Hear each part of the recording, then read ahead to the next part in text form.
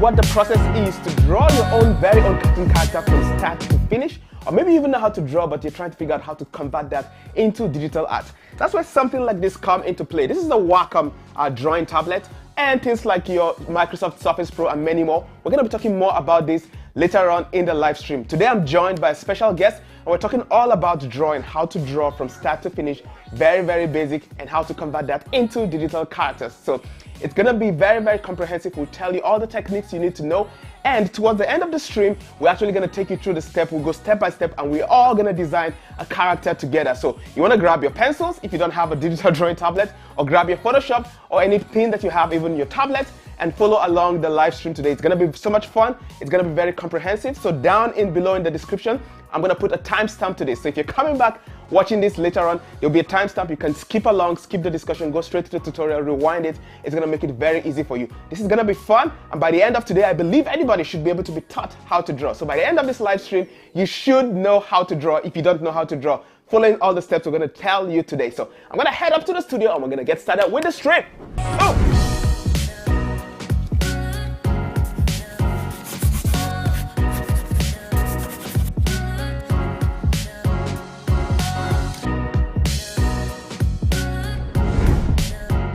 All right, I'm back here in the studio, which is pretty much just the next room across the hallway. Welcome, welcome, welcome, welcome to the live stream once more. If this is your first time joining one of these, I do this once every month now, and it's the last Saturday of every month, and it's just a way for me to connect with the audience, get to answer your questions live, get to see some of the things that you guys want me to answer, and some of the more tutorials that you want me to do. And in every live session, we also get to learn one topic, do it in a more slow-paced way, and also answer questions as we go. And like I said a few minutes back, today I'm going to be joined by a special guest, my little brother, by the way. I'm going to be introducing him in a second, and we're going to be talking all about how to draw today. So if you've been wanting to draw, we're going to be talking all about that today. Like we always do, I always like to do shout outs. I like to know where you're watching from. So if you want to let me know down in the comments where you're watching from, that would be really great. Just let me know down in the comments. Let me know what country you're watching from.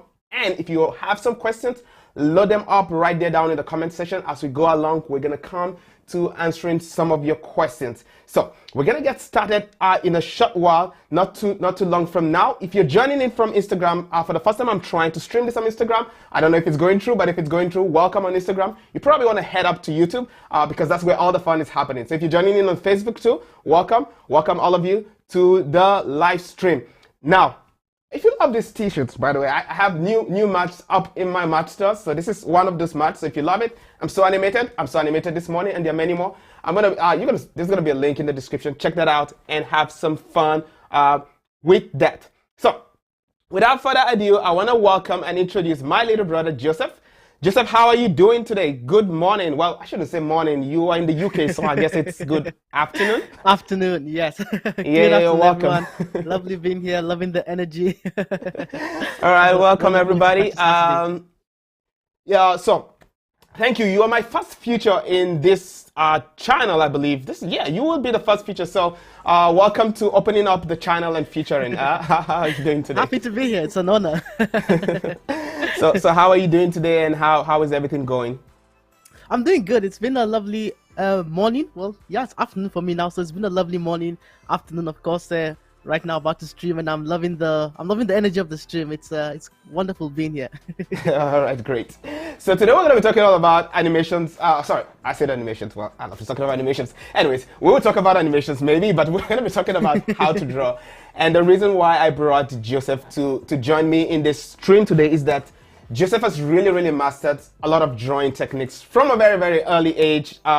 He's mastered the techniques. If you follow me on Instagram, you should have seen I put some of these up during the week, some of the things he's done. That's my Instagram handle right there on the stream. I put some of the things that he's done. He's done a lot of really great stuff, and he's mastered a lot of techniques. So I wanted to just come have a chat with him. Let's talk about drawing, so that somebody you're out there, you're trying to get into drawing for the first time, we could probably help you out with getting into drawing. So if you have questions, like I said, put it down in the descriptions, and let's get this stream to, let's see if we can get like 1,000 people to join this stream. So you know how to do that? Just hit the like button. So if you're already watching this stream today, hit that like button. That's going to help YouTube to recommend this to more people to watch.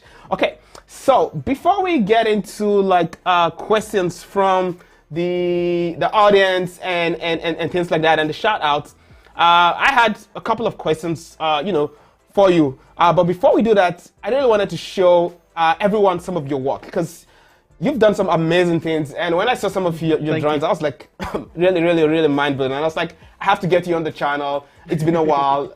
Let's do this. Let's talk about drawing and let's help somebody. So let me pull up some of your work here. So I have this right here. This is some of your very early work that you did. So tell me a little bit more about this piece right here. This was when I began to take drawing seriously. I just bought a sketchbook then. And this is done using pencil and I think a fine tip marker for the darker lines, because it's inked and then it's also shaded. So this is all pencil, different shades of pencil, of course. 2H to 2B I think was what I was using at the time, and I was really trying my best to push the values, make the metals look metallic, make the skin look like skin. It was a challenge because it's a very detailed drawing, so it took a lot of time. But as with drawing, I find it's very relaxing. So even though there's a lot of detail, you can just tune out, put some jams, some nice music and just enjoy yourself drawing.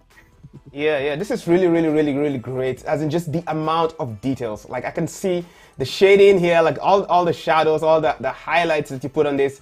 It's just crazy, just that amount of details. Even like the textures, I can feel the textures. I feel like this is out there.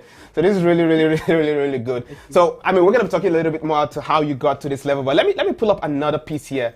This is Iron Man. Everybody knows Iron Man. Well, I want to believe everybody knows Iron Man. Tell me a little bit about this. This is not a pencil drawing, is it? No, this is not. Okay. This is art. So this is now where you got into digital art. Okay, great. Exactly. Yes. So by this point, I had gotten into digital art. I think I'd gotten my tablet by now, because I can see the shading and stuff like that. But this was a really fun piece as well, because if you don't know, I'm a huge Iron Man fan.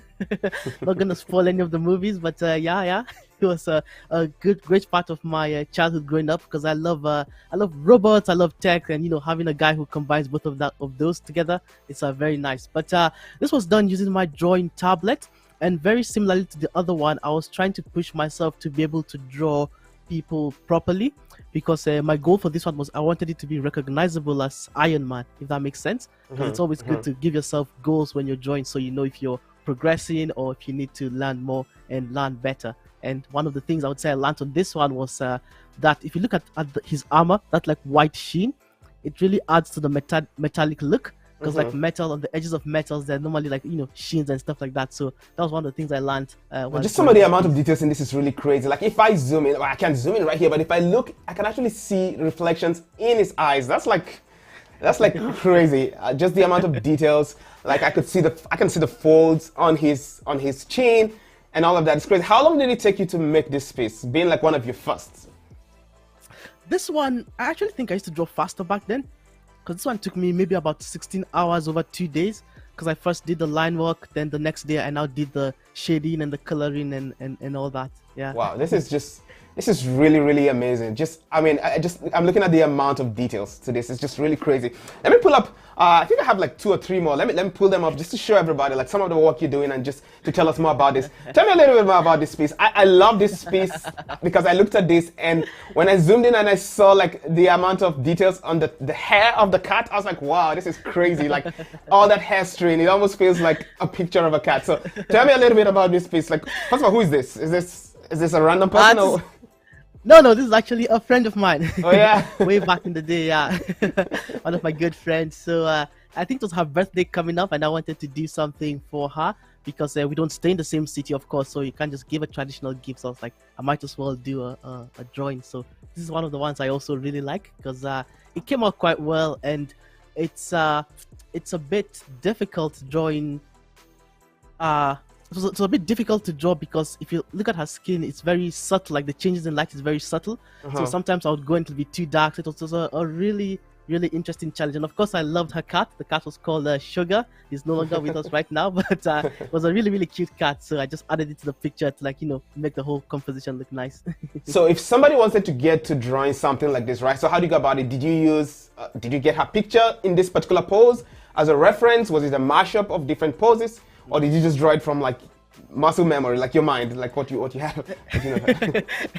Definitely not muscle memory, because I don't know if I'll be able to pull that off. But I had a picture, and I think I changed some elements of the pictures. Because the thing with pictures is you can draw, let's say, the face from one picture, and then if you want a different outfit, you can draw a different outfit from a different picture, and stuff like that. The cat as well, I had a picture for that, just to make sure it actually looked like her cat, because cats all look slightly different. Yeah. But definitely the reference helps a lot when you're drawing people. Because, so what is your process? Do you load up the picture and sort of use it, trace upon it to do a rough sketch, or you just open it on the side and do your rough sketch, looking at it as a comparison? I see. I normally open it up on the side and then draw whilst looking at it. The goodness with digital art that I found is that I can kind of correct things as I'm going along, because previously if I'm drawing with it on the side, let's say I get your head shape wrong, well sorry, your head shape's gonna be wrong for this drawing. But like in digital art, if I get the head shape wrong, I could kind of shift things about to where they're supposed to be, so it's easy to keep on making corrective steps as you're going along until you get finally an image that looks like the person you're trying to draw.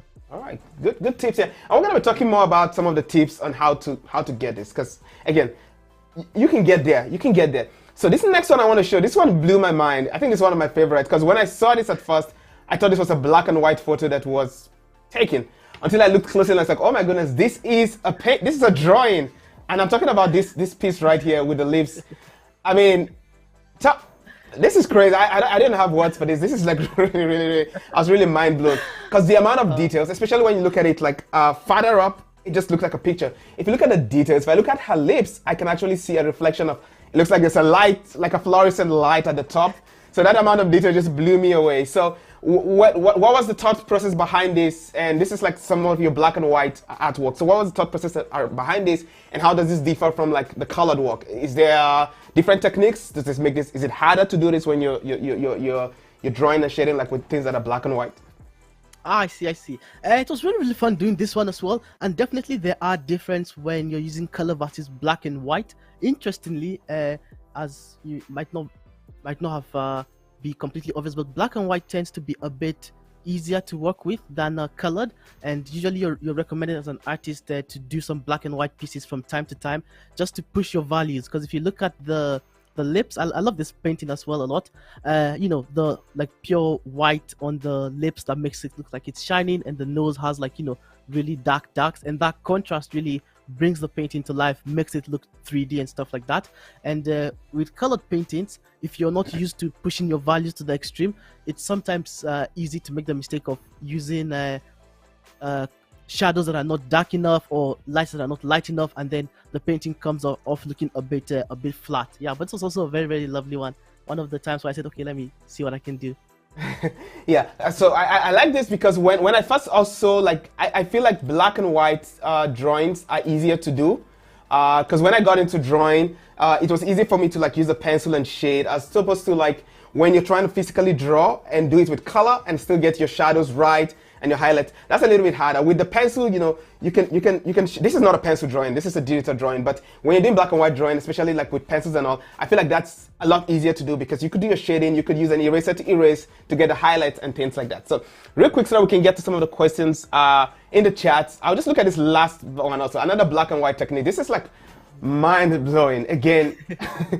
Tell me a little bit, this is more of your recent, one of your recent pieces. So tell me a little bit about this piece, and what is the thought process behind this? Just like, I'm just in your play again with light. It's just really, really crazy. Like, I can see the shadows behind the coat, the shadows, the light on the face. This is just really, really, really good. So just tell us a little bit about this, the thought process behind this, and then we're gonna go into some shout outs. So if you've not let me know where you're watching from, let me know down in the comments. I'm gonna be doing the shout out right after this. I'll be shouting you out. All right, just tell us a little bit about this one. Yeah, this was another one where I was trying to experiment with light. So having the light source coming just from one direction, as you can see, it's coming, of course, from in front of him. So all the shadows are at the back, and then you push the values quite high, such that the blacks remain black and the lights remain light. And if I remember well, I think there was actually a picture of this, because as I see this guy, I remember I might have had a photo reference if I'm not mistaken. But yeah, it was also a very, very nice one. I loved it so much. I was like, I wanted to really see what you could do with light. It's really exciting stuff. Pretty cool. So we're gonna be chatting a little bit more and talking about a few more things. But let's go ahead and just see where some of you are watching from now.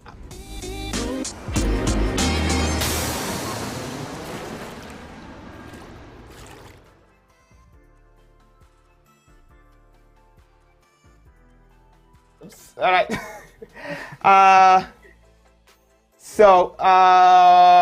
Let's see. Okay. I have someone here watching in from, let's see. We have someone from Ghana. Welcome, watching in from Ghana. I also have, let me just pull up the browser here. I have someone watching here from Zimbabwe. Welcome. I have another person watching here from UK. You are welcome. And someone from Lebanon. I believe that's Lebanon. Welcome. So there's I had a little bit issue there with the chat bubble. That was not supposed to happen. So hopefully I can pull that back up. But you are all welcome. So let me get to some questions here while I get a chat bubble back up. So I have some few questions. I want us to chat. So for somebody you're out there, you're trying to get into drawing. So I want us to just talk a little bit things about what process it takes to get into drawing. And a little bit, like I mentioned at the beginning of this stream, we are also going to get into talking about showing you the process of actually drawing. So we're actually going to get to draw something together, and you're going to follow along. So this is a process where if you don't have your pen or pencil, you want to get that ready. Sorry, your pencils or your drawing tablet. So, but before we go into that, so when did you get into drawing, right? So for somebody trying to get into this, at what age? I know you started this pretty early. I started seeing you drawing very early, much earlier than I got any interest into art. You started doing drawing. So how young were you when you got into this? I think I couldn't remember the exact age because it's not something I put a timestamp on, but definitely quite young. And I started with the all glorious, stickman, the circle and little bits of sticks. Yeah, so I remember the stickman. When I got into animation too, I started with the stickman on a notebook. So you draw a stickman on the notebook and then you flip it up, and then you do that flip book animation. Yeah, I started from there. I know I see what you're saying. All right. Yeah. So I started with the stickman and just generally progressed from there slowly. And also one of the times I remember that really improved my drawing was back in Kenya. I remember my elder brother went to uni then, and he printed a bunch of pictures of different superheroes and brought home for us. Wait, when you say your elder brother, who are you talking about here? Another elder brother or me elder brother? You me elder brother, right? He was Emmanuel, yeah. Elder brother right here. One and only. Yeah, that really helped. And I found the support I had growing up for drawing was really nice, because the feedback you'd get from the grown-ups was always very positive. The people saying, yay, good stuff, wonderful stuff. And sometimes I say it doesn't matter how good the drawing were or how bad they were, but just that, good feedback, that moral support from the adults, it really pushes you on to keep on trying your best. All right, so positive reinforcement was a big factor in helping you. Exactly. All right, cool. So I think I got my shout out things working out. So let's just do that real quick, and then we'll go back. I got a couple more questions for us to talk to help someone here. But so real quick, we have there you go, Daniel from Ghana. We have Musfana. I'm sorry if I mispronounce that. I always tell you guys I'm bad with names, so sorry. I don't mean to massacre your name, but Musfana from Zimbabwe, welcome. And you want to be an animator in film and in comedy, so maybe we'll get to talk about that in a second. We have someone here who is Chim Tibbs from the UK. Welcome to the stream. We have a very long name, German, local, and international. From Germany, you are welcome. So I have somebody here from Lebanon. Thank you for joining the stream all the way from Lebanon. I appreciate you for joining. I also have Adams here all the way from Kampala. You are welcome. Thank you so much for joining. Good vibes. Yes, I'm feeling the vibes too, feeling the energy. Thank you all for joining.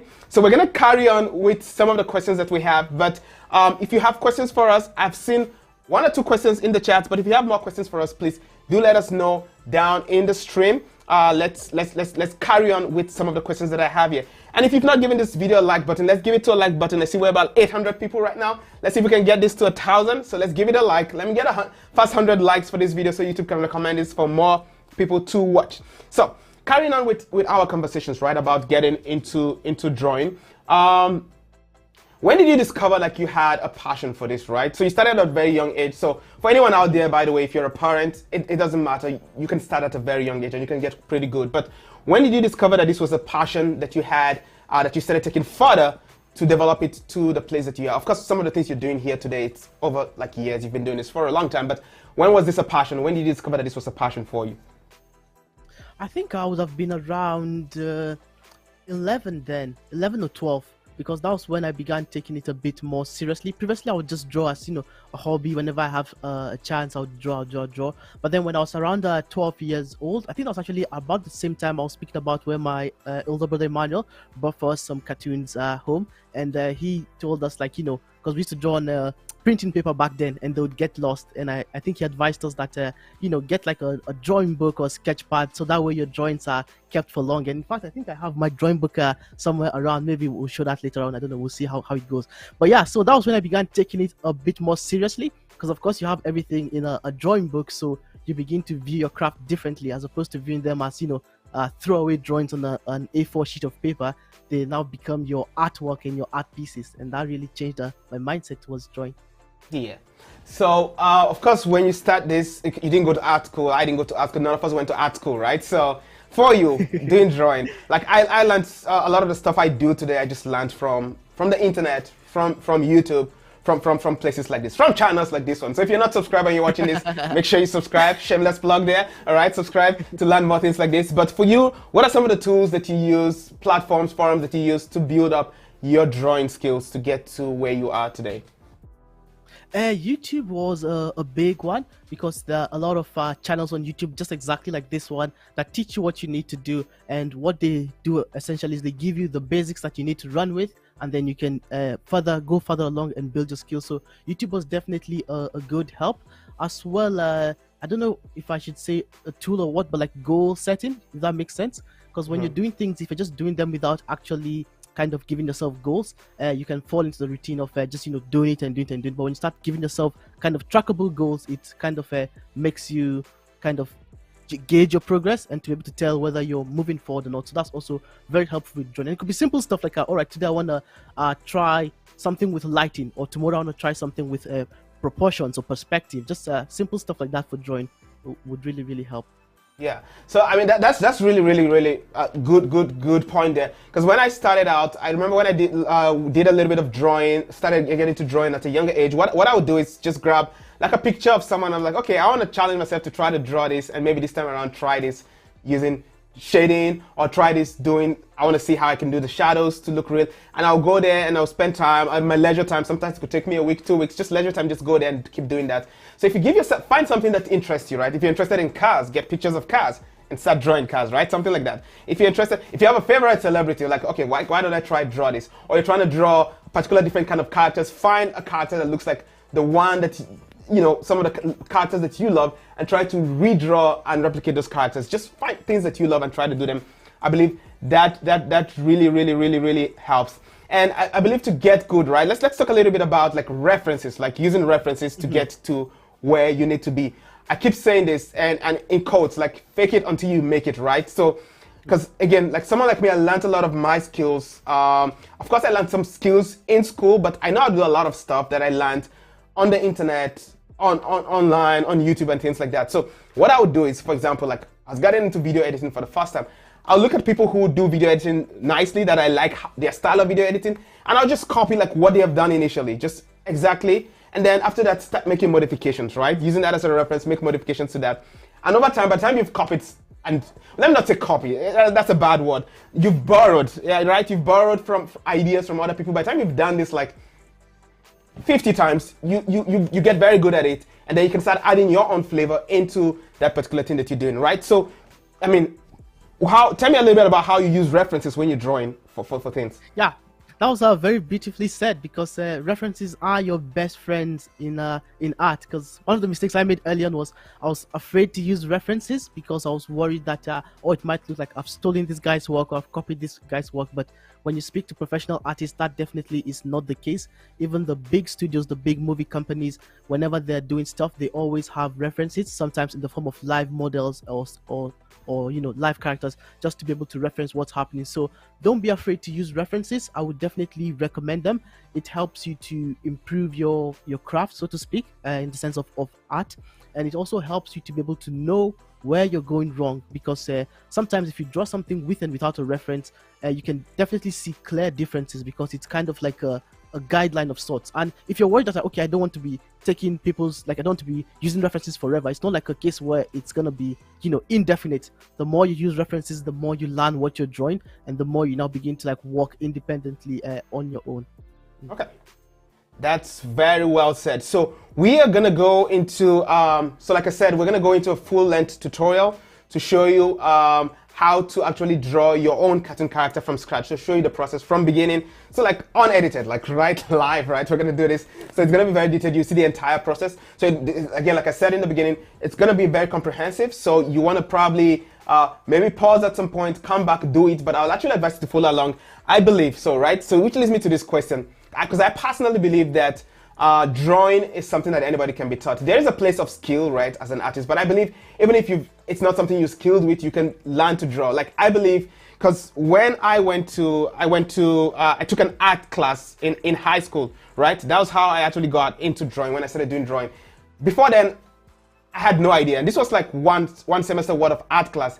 And by the time that semester was done, I was following some techniques that my art teacher taught me. I was able to take a picture of somebody and draw it, and it actually looked like them. I was mind blown. I was like, wait a minute, this is me doing this. So I actually believe that drawing is something you can be taught to do. So I wanted to ask your thoughts on that. Do you believe that, is it just only a skill-based thing, or do you agree with me that you can actually learn to draw? Oh, without a doubt, it is a learnable skill. I've even seen people who much older people who get into drawing, and within a year or two, the level increases so much that you yourself are surprised of wow, this person has improved very fast. So it's just a case of practice. Of course, there are some people who are naturally gifted from a young age. That's okay, but that doesn't necessarily mean that someone who hasn't started from a young age can't get into it and become very good at it. So definitely, it's accessible to everyone. It's open to everyone. Just whenever you decide to start learning. Yeah, so we'll be showing you some of these techniques in this video in a few minutes here. But before we do that, we're going to talk about one more point. But before we do that, let me grab one question here from the chat. If you have questions for us, it doesn't have to be about drawing. Questions about even anything that I've been talking about in the channel that you just want to learn from me, from any of us, just let me know down in the comments. So let's talk about, let's look at this question here. So we have Judy from South Africa saying, you're watching from South Africa. Can I recommend a program or application that you can use to create interactive quiz that must consist of different types of questions? So for interactive quiz, there are lots of programs that do this.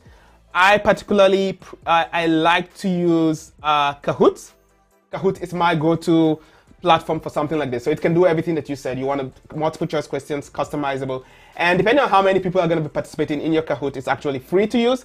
But then if you have lots of people that join, if you want a lot of people to join into the Kahoot, then you have to pay a premium for that. But it is free to use. So Kahoot will be my go-to. It's definitely the easiest. Joseph, do you have any other tools that you use for quiz?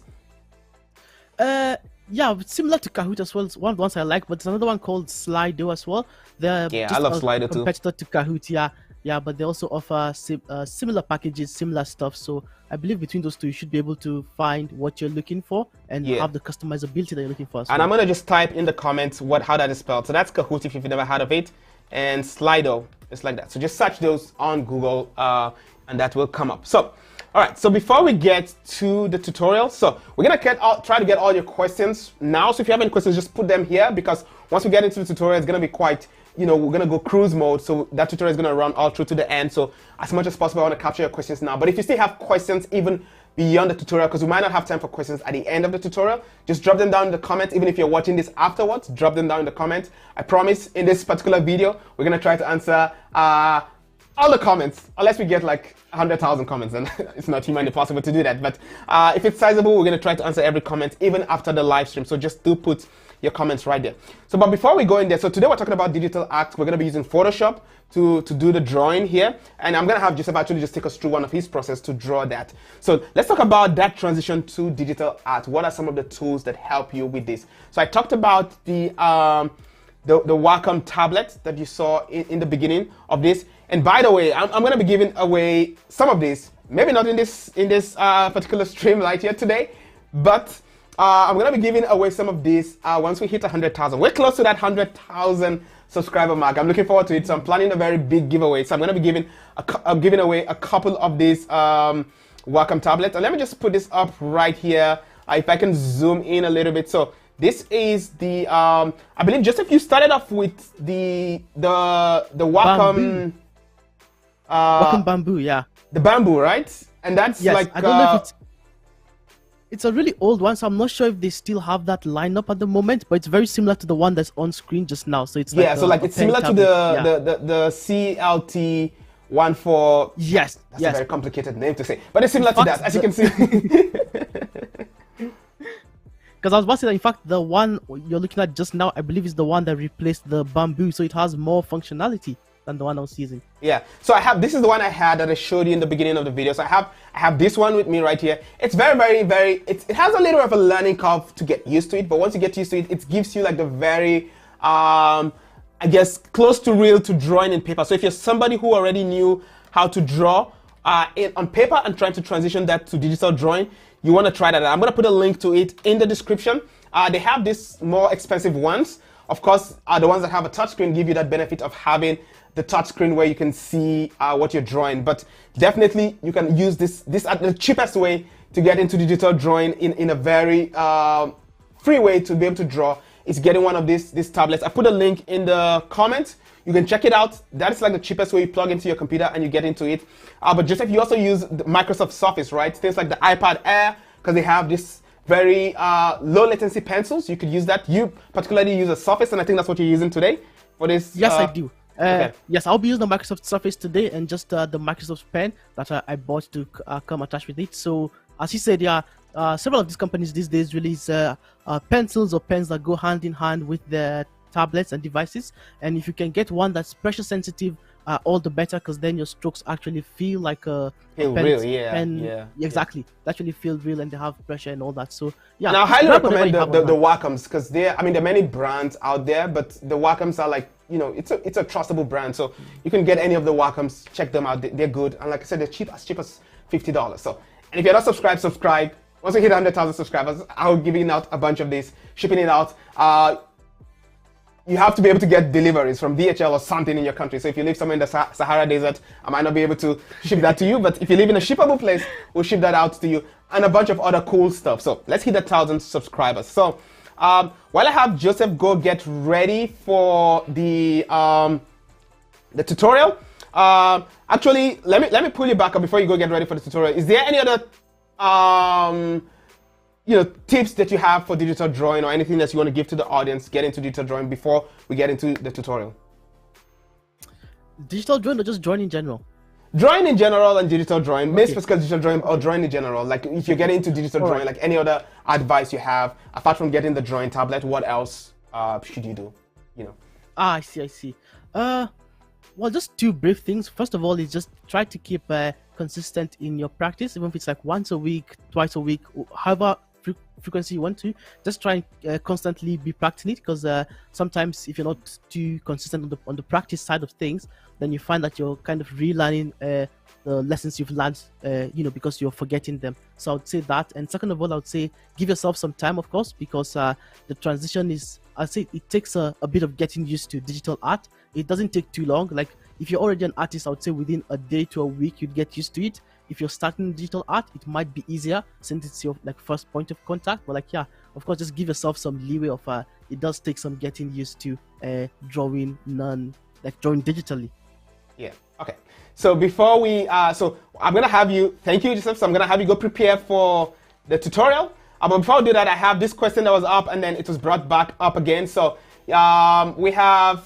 Okay, I'm not gonna try to pronounce a very long name, but you're asking how to draw NFT with PowerPoint. Again, an NFT is digital art, right? PowerPoint does have some tools, and so I'm not necessarily prepped to show you that, but if you go on the PowerPoint, there's a draw tab, right? You can use a draw tab to draw something, and if you look at my other tutorial that I did on how to create animated cartoons with PowerPoint, I showed you how you can use things like FreePic to get different assets, mash them up in PowerPoint, and get them to look well. But this is a very great topic for a video, so I'm actually going to do a video about this. So thanks for putting that up. So to give you a more better answer, I'll actually do a tutorial on how to draw an NFT using PowerPoint.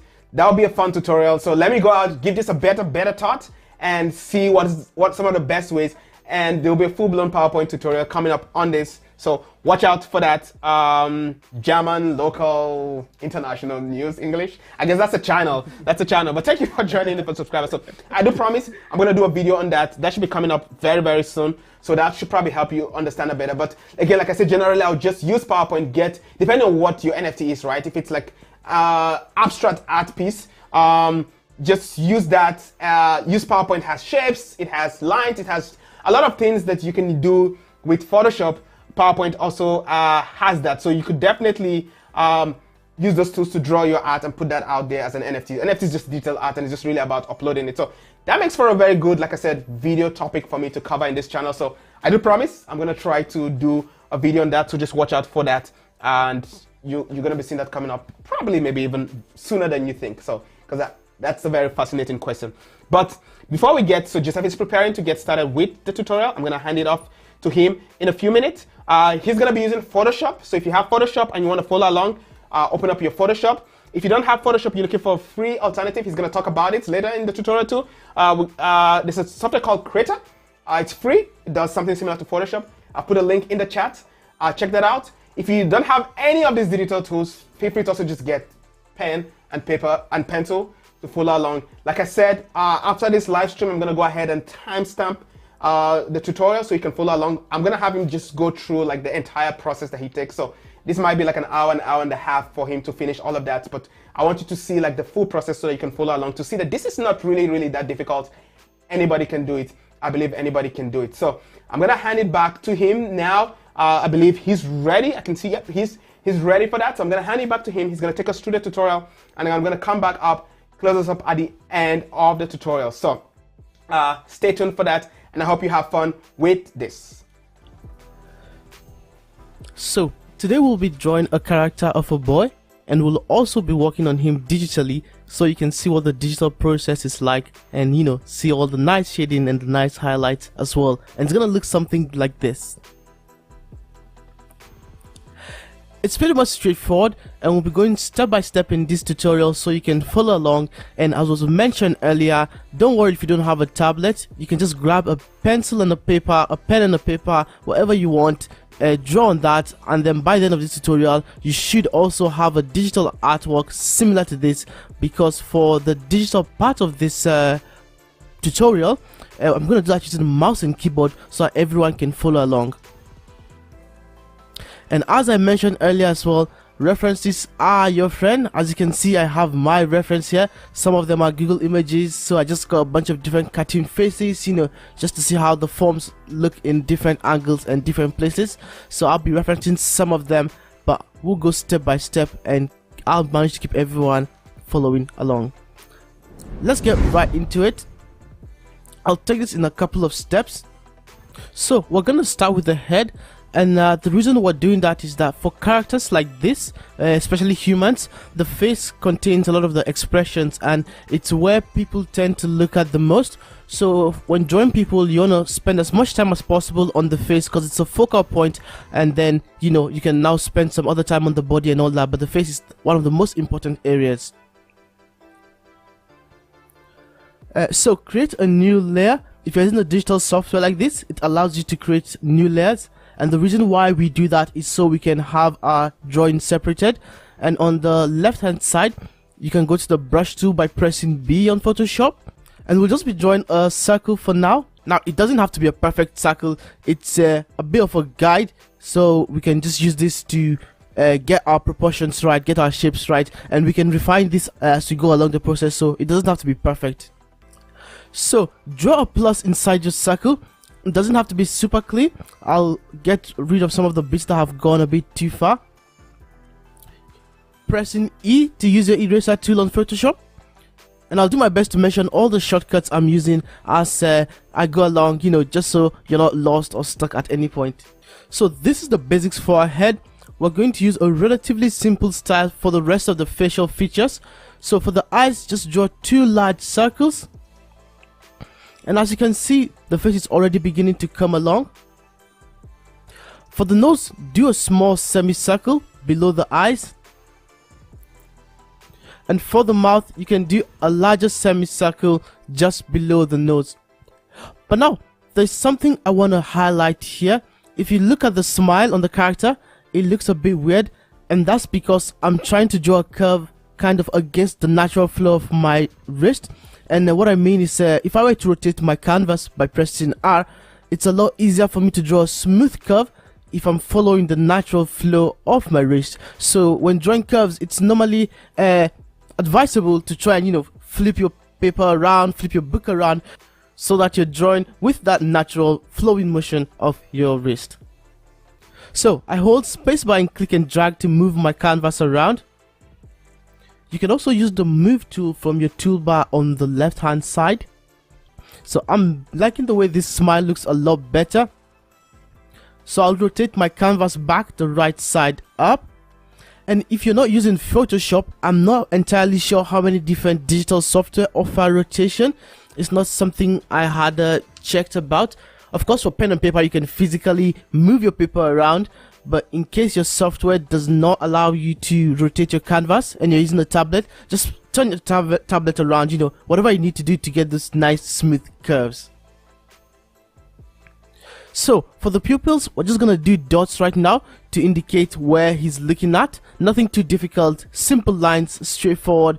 And for the ears, we're gonna do 2 half circles, one on the right hand side, one on the left hand side. It's a bit lopsided on one side, but you could fix that later if you want. And sometimes you do want some of these imperfections enjoyed, maybe not to this extent because this is a bit much, but for drawings, especially natural drawings, they're never perfectly symmetrical, they're never perfectly straight. So when drawing natural things, it's sometimes helpful to have those slight imperfections as opposed to having it have that mechanized look. One thing I want to point out is that for hair never starts here at the top of the circle because that's more the scalp. But if you look at your hair or anyone's hair, your hair is never on the scalp unless you're bald.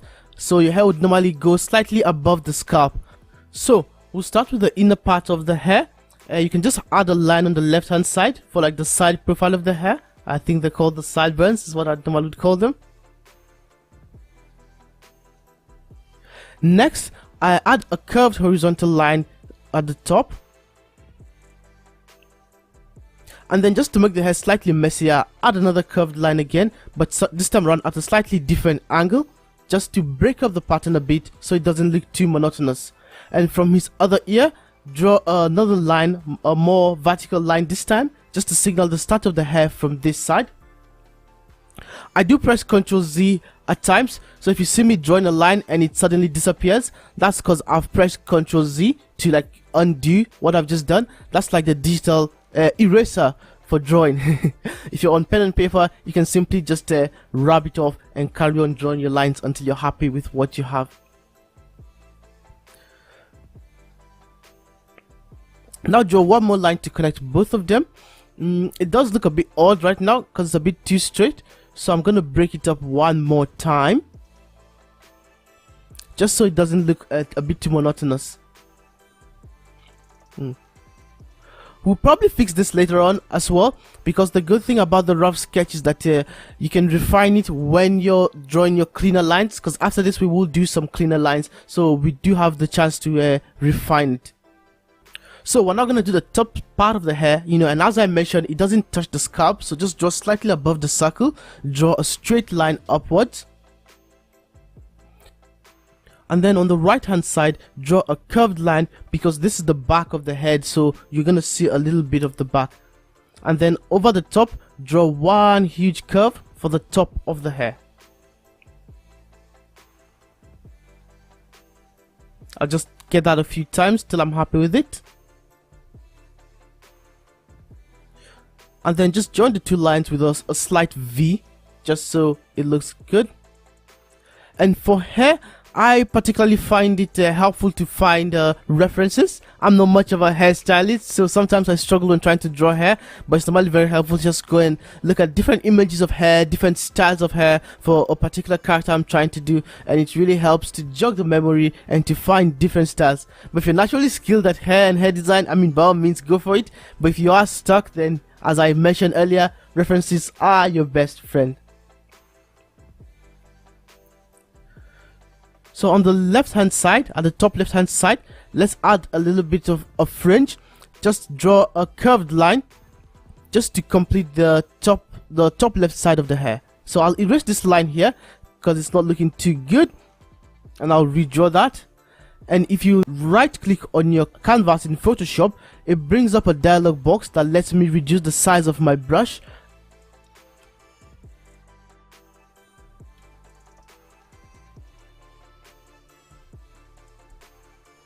And so I'm just going to reduce the size of my brush so I can just erase only this line without affecting too much of the drawing. And that's perfect right now. So I'm going to redraw that line again.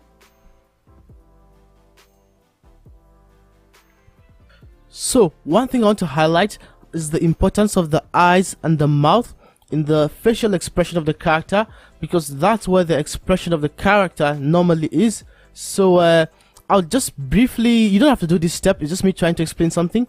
I'll briefly go over these lines with my darker brush, just so it's we don't have all the sketch lines in between, and then I'm gonna draw different sets of eyes and mouths just to show you how that really changes the expressions. It's a bit rough, but it does what I need it to. I'm just wanting you to focus on the eyes and the mouth just now. So I'll hide this layer underneath so we can only see the rough face.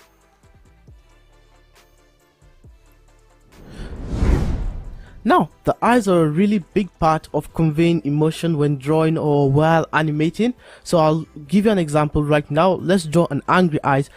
Even if I just put two lines pointing downwards, it kind of gives you the impression of someone who's angry, because when people are angry, you know, their eyebrows kind of squint down. But instead of drawing straight lines, we can draw slight curves, because it kind of imitates the eyebrows being squished. And if you draw a circle for eyes just to place them, it begins to convey that emotion even without any other of the facial features.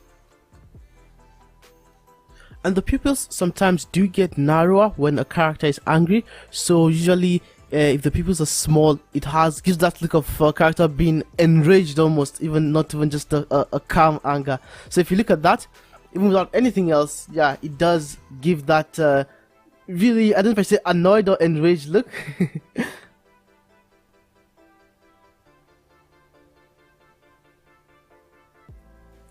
So I'll add some lips to this, and I want to show you something really cool about them.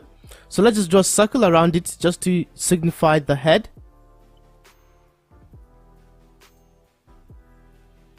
That works. And just add the nose in, the half semicircle as we said before. And if I put a small frown, just a small N, you can tell that this is an upset character. Like, they don't look happy, you know. You can tell properly that, you can tell the emotion that is going on. But watch what happens when I change the frown to a smile. All of a sudden, the character doesn't look angry anymore. It looks mischievous, looks like it's about to do something naughty. And that's just the power of the mouth. So it's very important how you convey emotion when drawing. So normally, like I said, you focus on the eyes and the mouth as well. If I change the lips to a circle, he looks a bit surprised. Like, he doesn't look pleased, but he doesn't look as angry, you know. He looks more confused and surprised. So those are a few easy ways to convey emotion. A lowercase n for unhappiness, a U for smile, an O for surprise, and that would be for the mouth. And a line for neutrality. I prefer a slight curve, just so you don't look like you have a resting, angry face, if that makes sense. For the eyebrows to convey emotion, anger of course is tilted down. I love the curves. You don't have to use them, but I think they are nice. For surprise, alright, let me add some eyeballs to this first.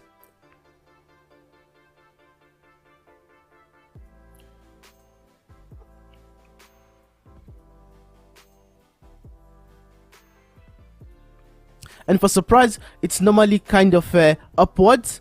The eyebrows will be pointing upwards, but of course we don't want super straight lines again. If we put some curves this time around, it would look quite nice.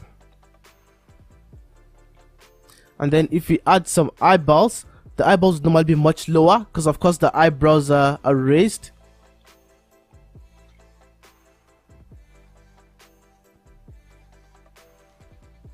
Add a slight nose, and then the shocked expression, and the character does look a bit shocked. So I'll just show you something real quick for feminine characters, especially in regards to drawing the eyebrows. Sometimes you could add a lot more femininity to a character by adding some extra lines on the eyebrows to make it look like they have those longer eyelashes. So as you can see, the extended eyelashes are just on the side of it, not too much. And then for the eyelids, just within that same circle as well, draw another line towards the top hand side. It kind of looks like sleepy eyes as well, but it has that kind of calm, relaxed look. And then by the time you do all that, even as you can see right now, the eyes are already looking female, even with nothing else on the screen just now. So it's a really good way sometimes of drawing female characters if you want to accentuate that feminine side of them. It also does work a lot. You can also do this in the lips sometimes by maybe making the lips red, making them slightly bigger, slightly curvier. There are many ways to do that, and these are just two of the ways that you could achieve a feminine look.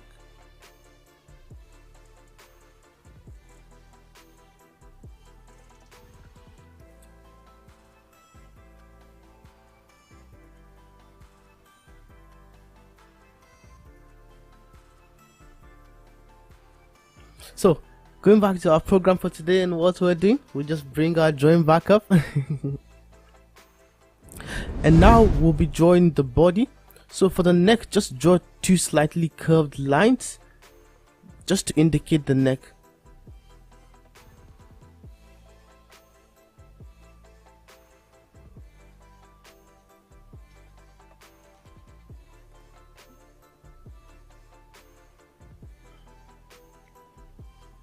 And for the torso, we'll just keep it straight and simple, using mostly straight lines just so everyone can follow along. Try not to draw a horizontal line, draw more of a diagonal line, because when you look at the shoulders, there's a muscle there that kind of bridges the gap between the shoulder and the neck. So people generally don't have square shoulders, so to speak. And then over here, if you look at the line on the neck, I make it overlap the right shoulder a bit. It kind of gives a sense of depth, so when you look at that, you can tell that the neck is in front of the shoulder, just with that slight bit of an extra line, so it guides the eye.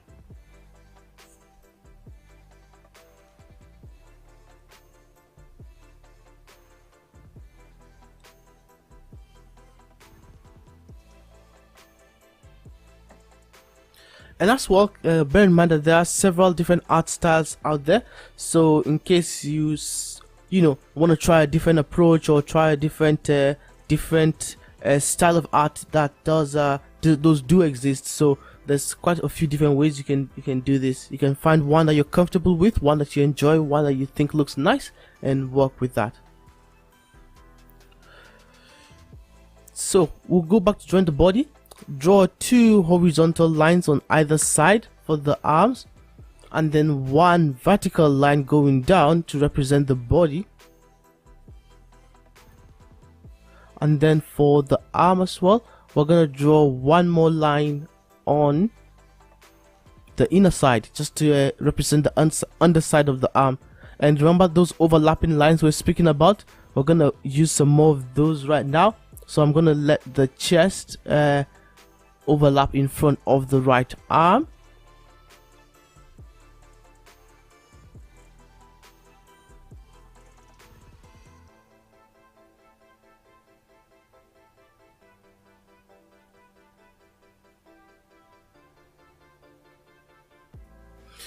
So I rounded off the elbow a bit. I do want it to look too sharp, like, you know, it might look kind of like a V. And normally the elbow, even though it's at a point, if that makes sense, it's kind of has a soft, it's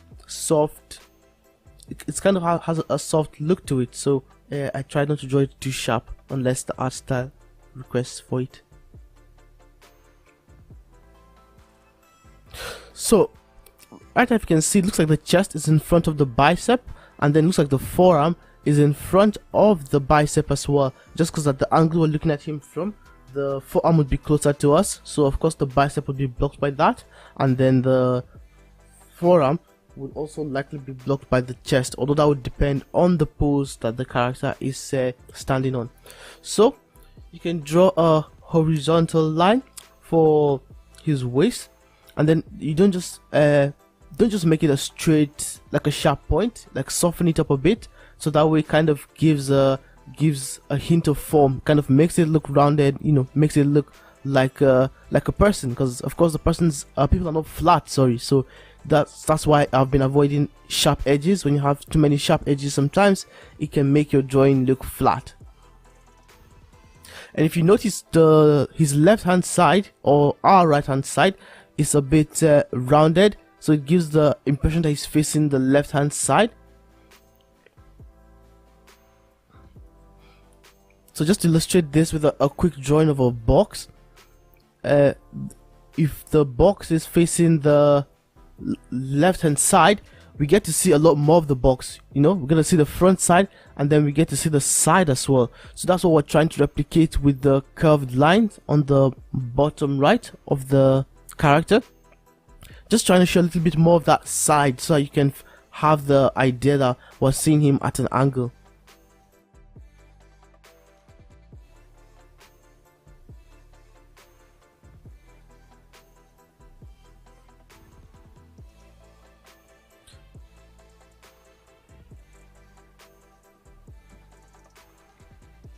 So just to illustrate that again,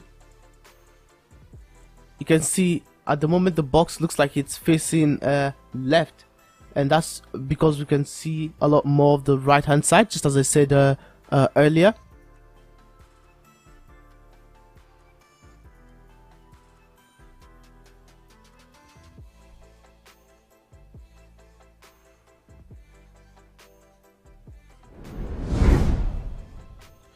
So for his other hand, just draw another diagonal line, like two diagonal lines tapering towards each other.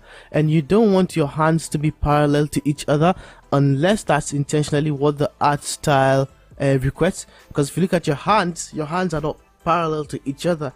They kind of start off thick at the muscle, and as it goes towards your wrist, it gets smaller. Same thing for legs. Legs are never just straight. They also do taper off a bit towards the end. So of course it doesn't have to be super extreme, but having a gradual change is usually more than enough to signify that, and it works quite well.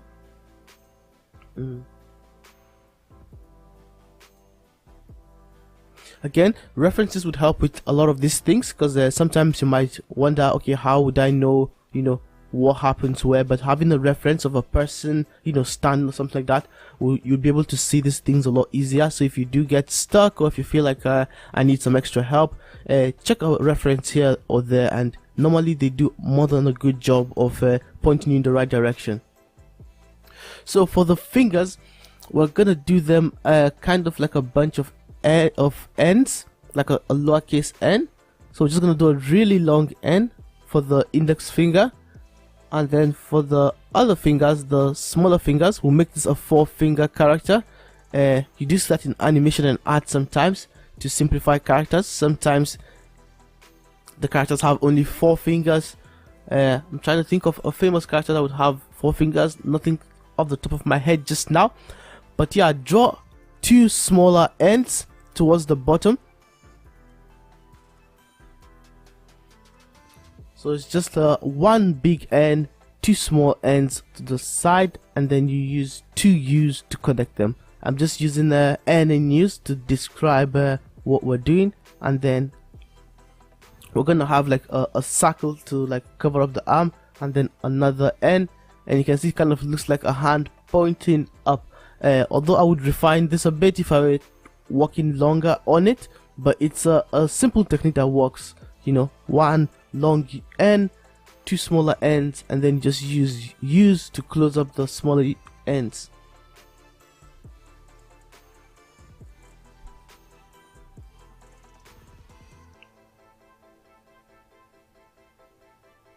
So just draw that smaller U's, and then you round off the hand.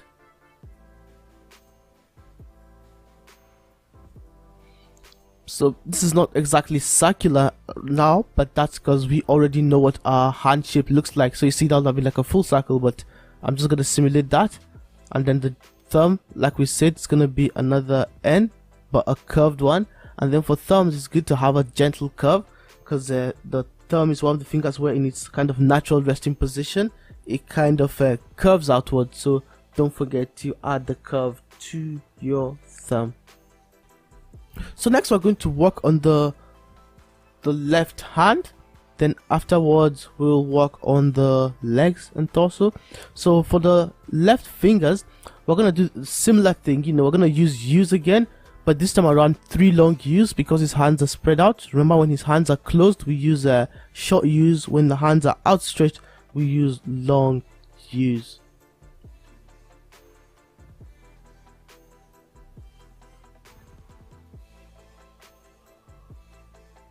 So for this one, we want the thumb to be, you know, in an opposing direction. So the 3 longer U's kind of curve slightly to the right, and then the thumb is gonna curve slightly to the left, and it gives it an impression of a finger. Well, not a finger, of a hand, sorry.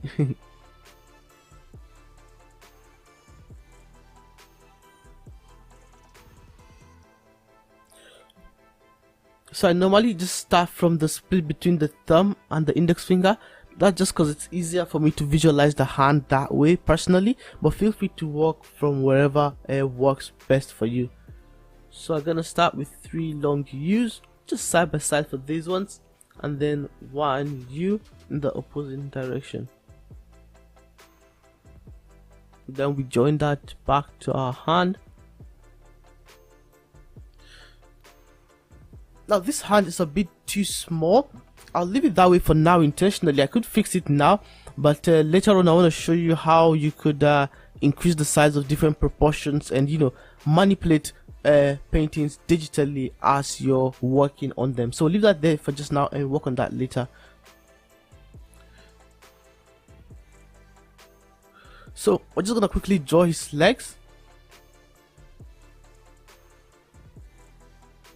So for his leg, because he's facing the left hand side, his left leg is gonna appear closer to us than his right leg. So just start with a slightly diagonal line on the side, spreading out, as of course, because normally when you stand, your feet kind of spread apart for balance. So just draw it spread apart.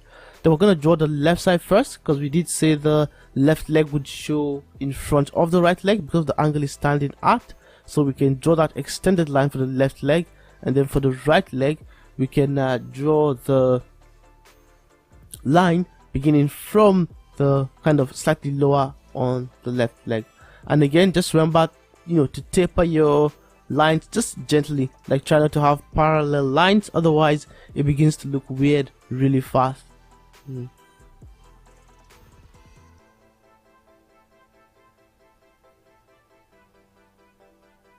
So I'm going to redo the left leg a bit because it's a bit too thick just now, especially if you compare that to the size of his arms and his other leg. So to fix that, I'll just draw a line straight down and then draw a diagonal line towards the right, just to slim it up a bit, because otherwise you're gonna have one super thick leg and then one thin leg. So let's move on to a shoe. If you don't have enough time, you could just draw an oval, and technically that is a shoe. Technically does work. For something like an animation, I might use a simplified style like that. Well, nothing this extreme though, but I might use a simplified style like that to make it easier. But generally, I like to draw feet slightly pointed downwards, if that makes sense. So just 2 straight lines going down, and then 2 diagonal lines touching the straight lines. That's gonna be the technique we'll use for our feet today, and then we'll round off the edges. So 2 diagonal lines, and then we're just gonna connect them with like a rounded edge.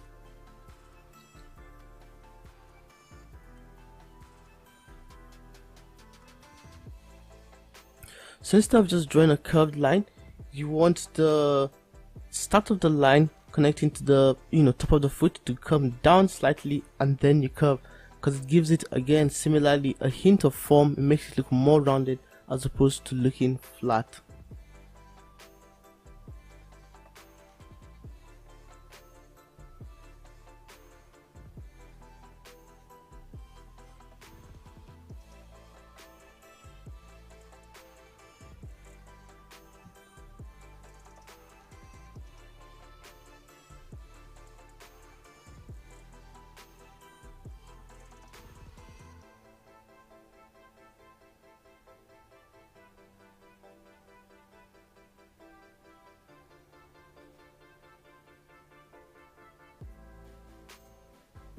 So I'll just get rid of those. I hope it did help you to be able to see how the shoes are constructed.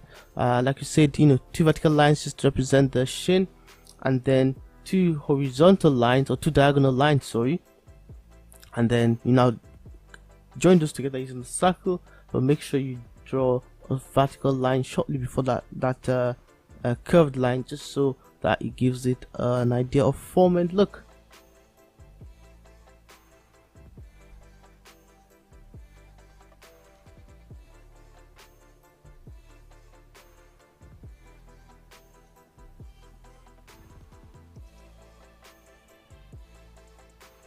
So just use a small semicircle to indicate where the trouser stops and where the shoe starts.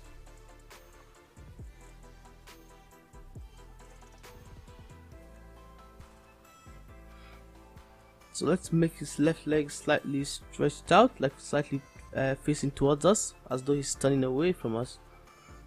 So for this one, we'll just have to do 2 straight lines and then a circle. And the reason why we can use just the curved line straight away is because we're looking at the left leg kind of front on, and the right leg from kind of a side angle. So the areas of the feet that you'd be able to see from those 2 angles would differ quite a bit.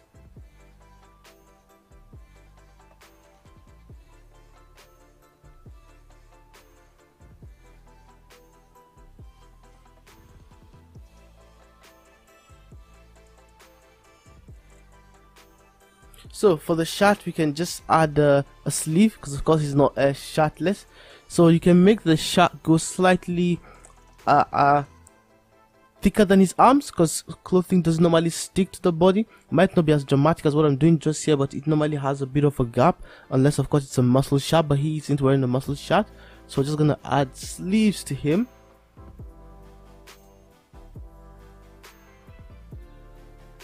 You can add collars as well if you want to. You could do that by simply using 2 rectangles, and it achieves the look of a folded collar.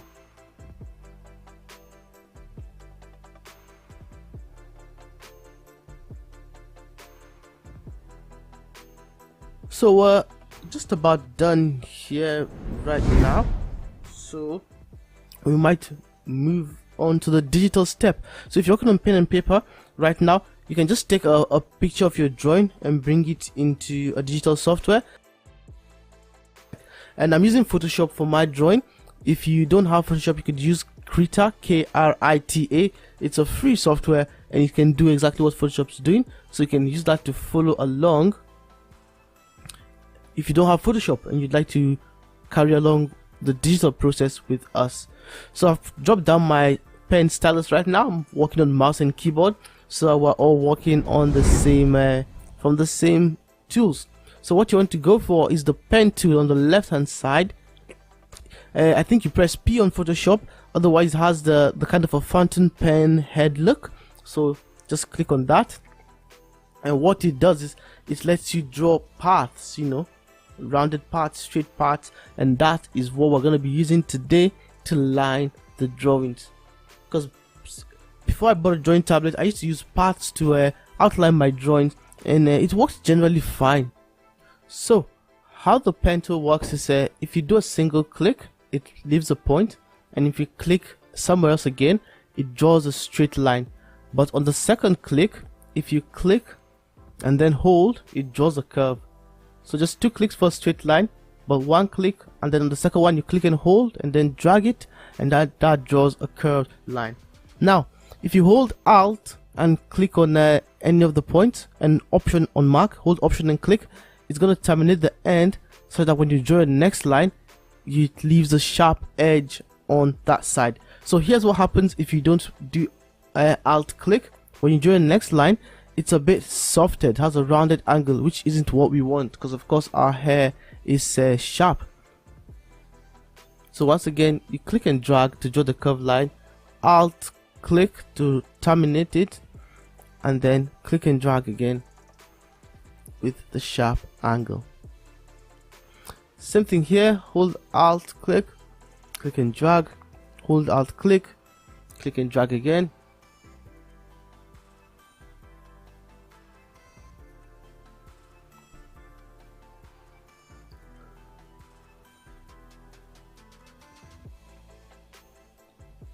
So I'll click on my mouse tool on the bottom here and then click out to deselect the path, because I want to draw a new path. So I'll click on my pen tool again, and I'll draw these new lines. The reason I do that is because on our drawings these lines are not attached, so I want them to be separate as well digitally.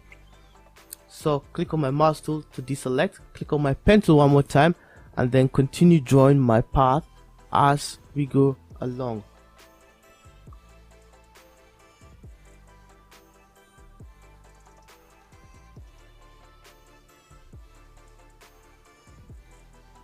And a really cool thing you can do with this is you can edit each of these points. So as you're lining your drawing, you can, you know, make something bigger, make something smaller, and this will bring to get to that place where I spoke about, where you can be editing your drawing as you're lining it digitally.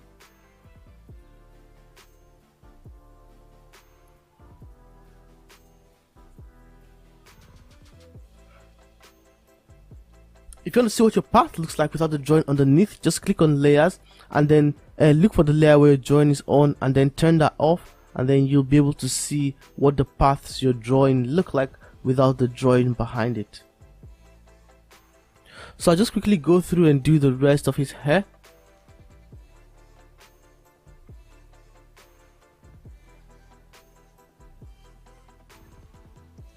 So this time around I won't alt click, I'll just click again to have that soft look, because the head does have a soft curve. But if I click on my mouse and I grab one of the round circular ends, I can readjust this to kind of fit in with my current line work.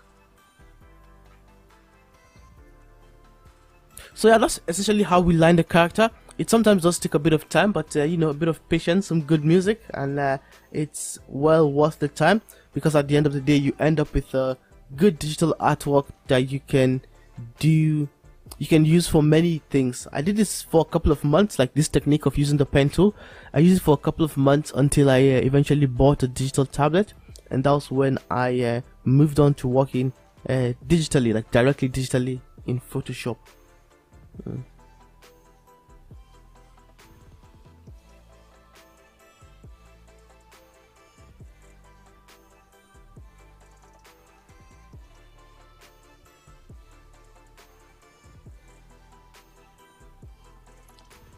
So we just carry on. So we'll do the ears now. The ears, we can just do them in one loop instead of several lines. Just click on both edges and then click and drag on the second one. Don't forget, and try get as much of the curve as possible. But now that looks kind of weird. But if you click on your pen tool and hold it, you have this little one with the plus that says add anchor point. If you click on that, you can add extra dots to your lines. And then if you then click on your mouse tool, you can now click on those dots and reposition the path such that it follows the line and structure of the ear.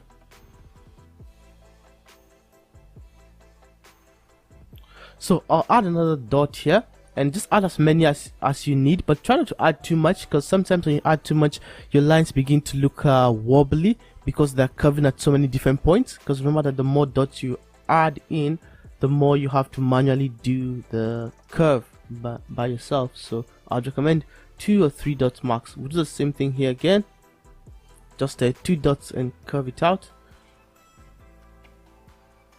And then I'm going to quickly do the face. So instead of going all round for the face, we're only going to do the bits that are going to show. So anyway, the face would be covered, like the hair and all that, we're not going to do that. So we just do 2 dots on the left ear lobe and on the right ear, the top of the ear, sorry. We click and drag, and then of course using the add anchor tool, we add more points and we just drag that to fit in the shape of the joint. So here's another bit where we're going to be fixing the joint a bit. Right now, as I see this, he has a very weird looking head shape, and I don't like that so much. So we're just going to shift that a bit. Instead of following the original drawing, we're just going to shift that a bit.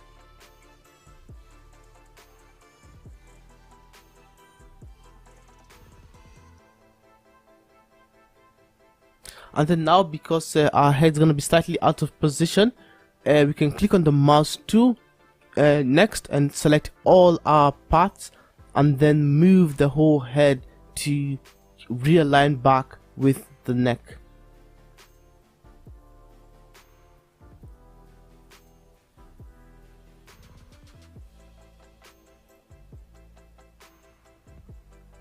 And even though I've changed his head shape, I can still realign with the neck and carry on lining the rest of the drawing. And I used to do this a lot whilst I was drawing digitally, just to, you know, fix things that I see here and there. The neck would just be a gentle curve, and the collar would be straight lines.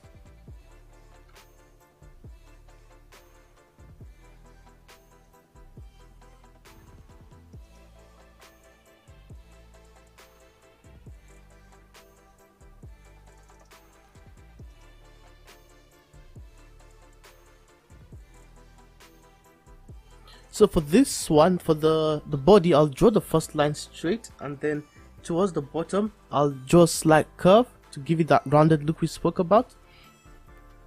And then we're gonna draw it across towards the right hand side, and then on the back side we add a slight curve again.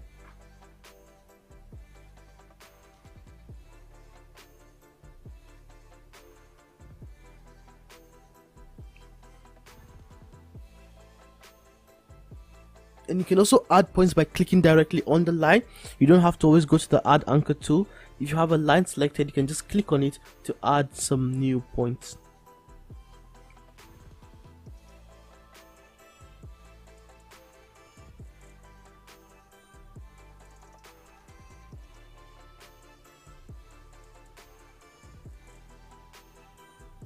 So we'll start with his feet. We'll go to his feet next. And just splat what we've been doing before, you know, just using the straight lines and curves where needed. Remember, for the straight lines you just click twice, and for the curves you click, and then on your second click you hold that and drag the mouse slightly, and it's gonna create for you a curve which you can you know, manipulate to fit the drawing.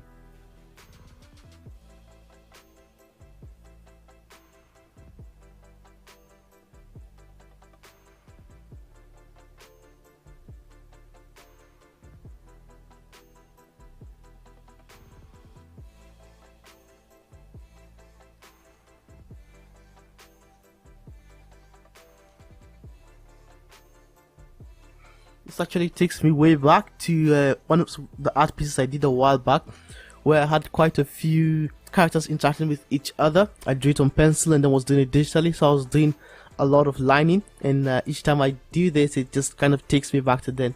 It was a challenge of the month kind of scenario. I was part of an art competition, and I really had a fun time with it, really, so this takes me way back.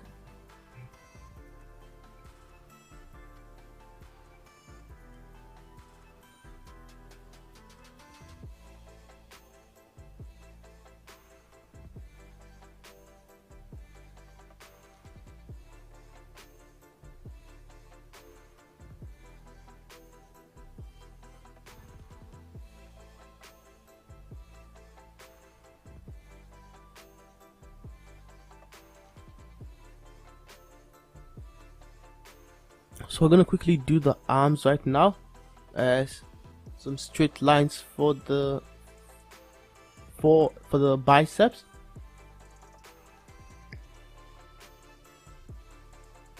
And then for the elbow, we wanna add that slight curve in. Then Alt click to get rid of the continuing curve, and then another straight line carrying on to the palms and the fingers.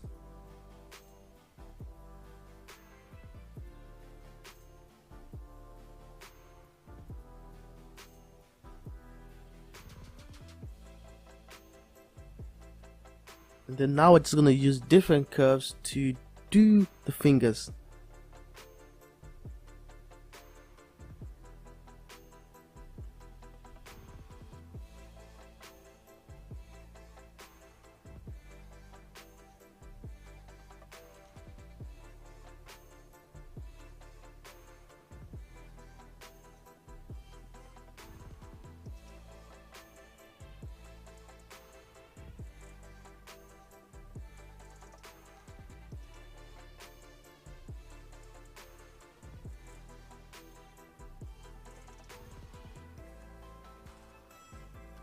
And as well, something I just thought to mention now is, in case you're struggling with the pen tool, don't, feel too bad about it. I think the pen tool does take a bit of getting used to.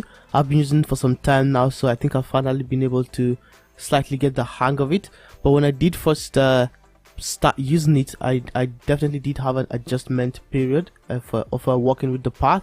Because it's not the same feel as drawing with hands, so it takes a bit of adjustment. The same thing with digital tablets too. When I first got a digital tablet, I definitely did have an adjustment period of getting used to it, because even though it replicates the traditional art drawing process, it still takes some getting used to drawing digitally.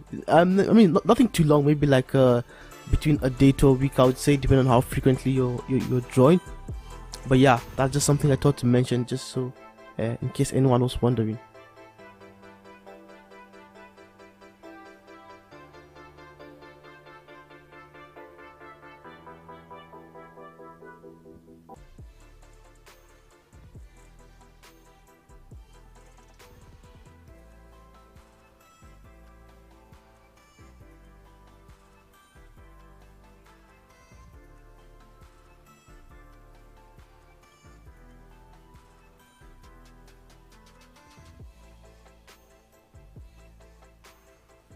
So just the face left, and then we are done.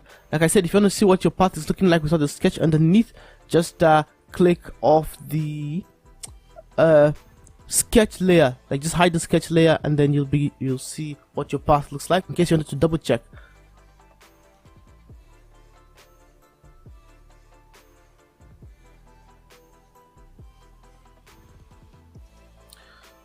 So for the face, is simple curves, so that's quite straightforward, similar to what we've been doing this morning.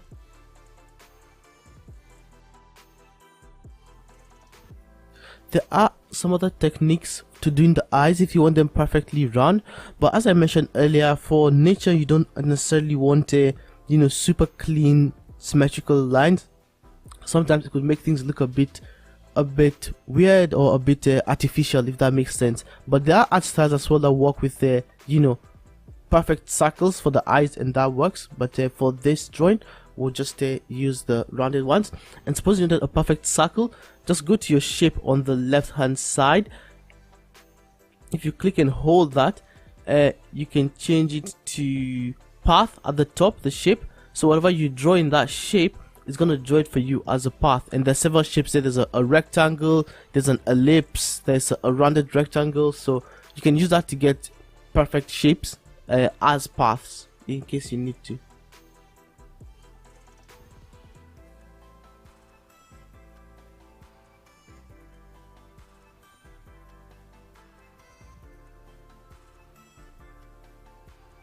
And something else that's quite cool is if you highlight a path using your black mouse and you do Control Copy, Control V, or Command Copy, Command V, you can duplicate that path, and all of a sudden you have two eyes. Of course, I did say that you know, you don't necessarily want symmetry in the eyes because they look a bit odd, but just for illustration purposes, you know, I want to show you that you can duplicate paths, because you might be doing something that you want to replicate itself several times or something like that, and it does help to know this.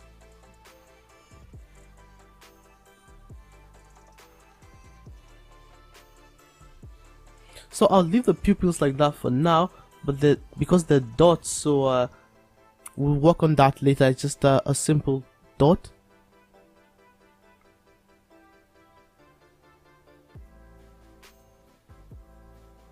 So click on the working path, select the whole drawing, and then deselect the eyes, nose and mouth by holding shift and clicking on them.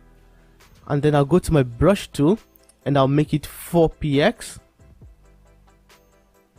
Then press A to go back to my mouse, make sure I'm on the right layer where I want the drawing to be lined, and then if I right click and I say stroke subpath, it's going to actually line out the drawing for me. And there you go, it's beginning to get into the digital process. But you can see some of these lines don't touch. That's because of how I drew my path. I didn't make them touch properly. But the good thing about that is that it can be fixed. Even though I did the penning badly, I can still go back and rectify those you know, inconsistent bits and fix them. So if I choose my white mouse, not the black one this time around, and just click on a single point and then drag it to where it needs to be.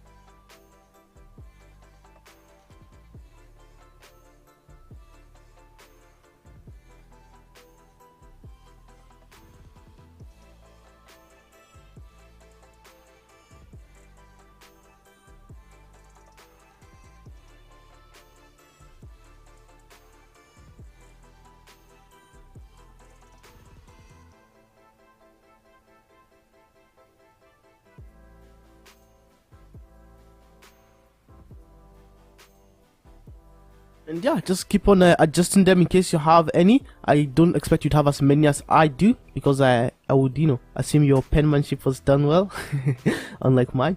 But yeah, just making sure everything touches, making sure everything looks good. It's very beneficial that you can edit these things after the fact as well, so it's like super helpful. And now I'm gonna stroke it one more time, just make sure I'm on the right layer. Go back to my mouse tool, select the whole drawing, and then holding shift, click on the eyes and the nose. The reason we deselect them is because sometimes you don't want the eyes to be the same thickness as the body, because for the eyes, if it's too thick, it begins to look like they're wearing, I believe it's called mascara, the one that's put around the eyes. So when it's too thick, it sometimes, yeah, look like the character has a mascara on. So that's why I try to avoid that.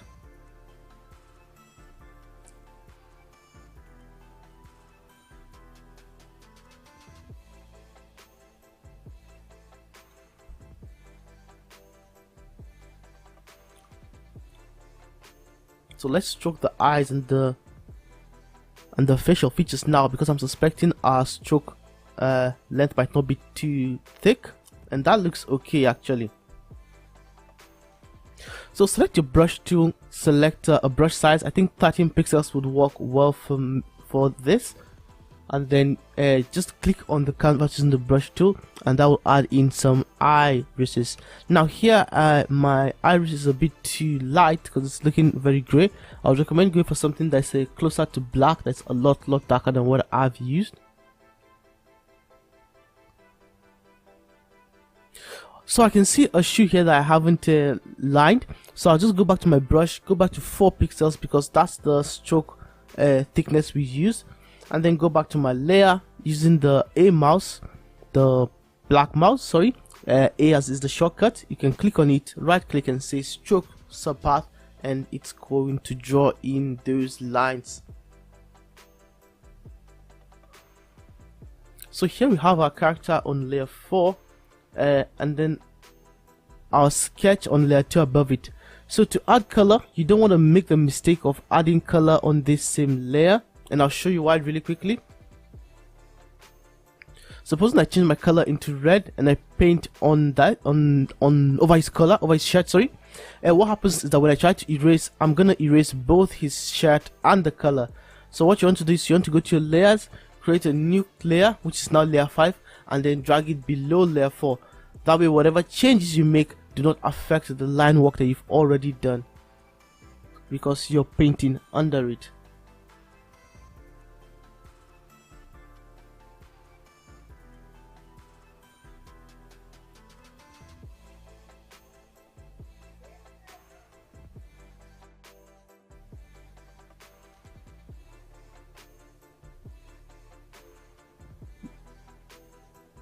And you could also have different colors on different layers, even different line arts on different line arts, depending on what you're trying to do with that particular drawing.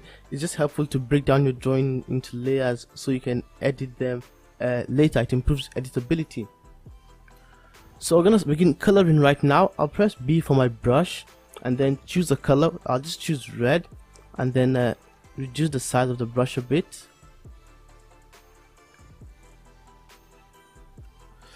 So you could you know, color it in by clicking and dragging like that, but that is a bit tough, I would say, because you would go in and out of the edges. So an easy way to fix that is on Photoshop, if you click, hold shift and then click some distance away, it's gonna automatically draw a straight line between those 2 points.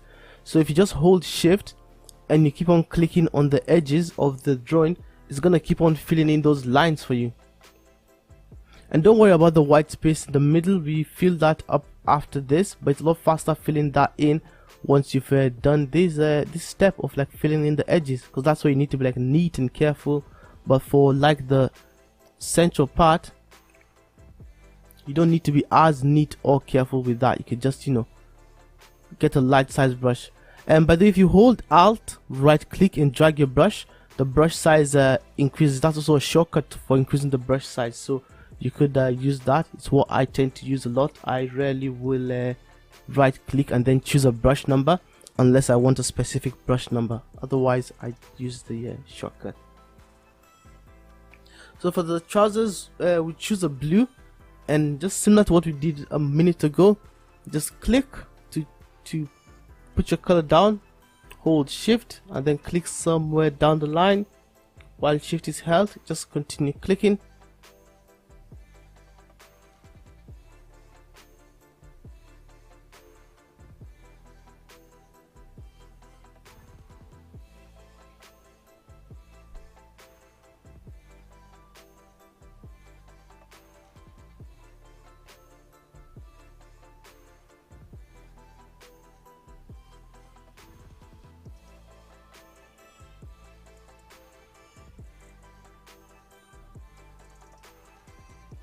So give him black shoes for now, and then after that we'll move on to coloring the skin.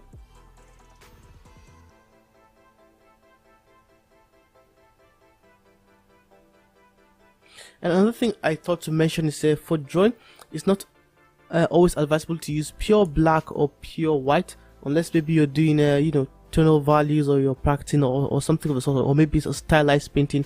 The reason is because black rarely appears in nature in like how do I say this, in the digital sense. Like if you look at digital black is a very strong pure black, and the white is also very bright. So when painting digitally, if you're using a like, you know, pure black or pure white, it can sometimes look a bit weird, it can sometimes look a bit off. So very often you'll see people using, you know, dark blacks, but not necessarily a full-on black.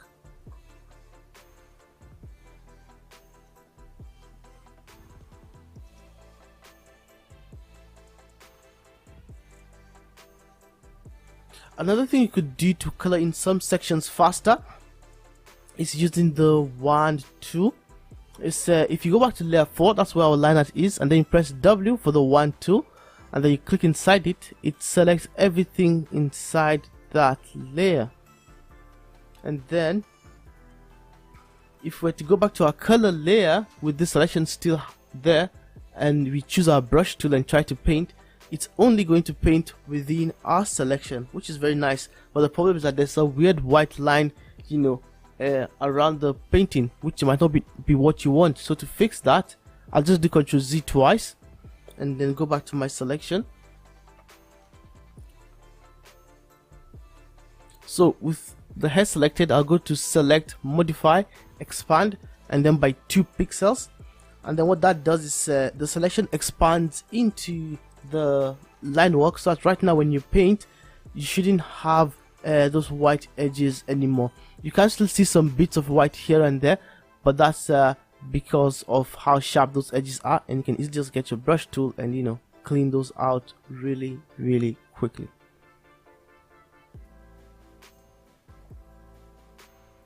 So we'll do the same for the face again.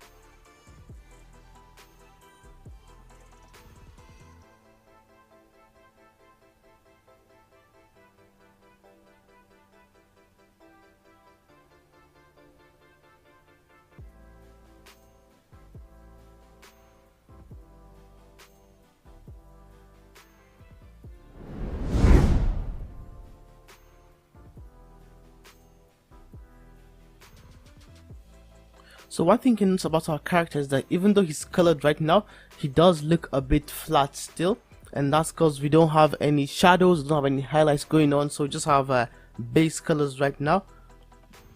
So using the hair and face, I'll show you 2 techniques I use to avoid that, and we can start with the face.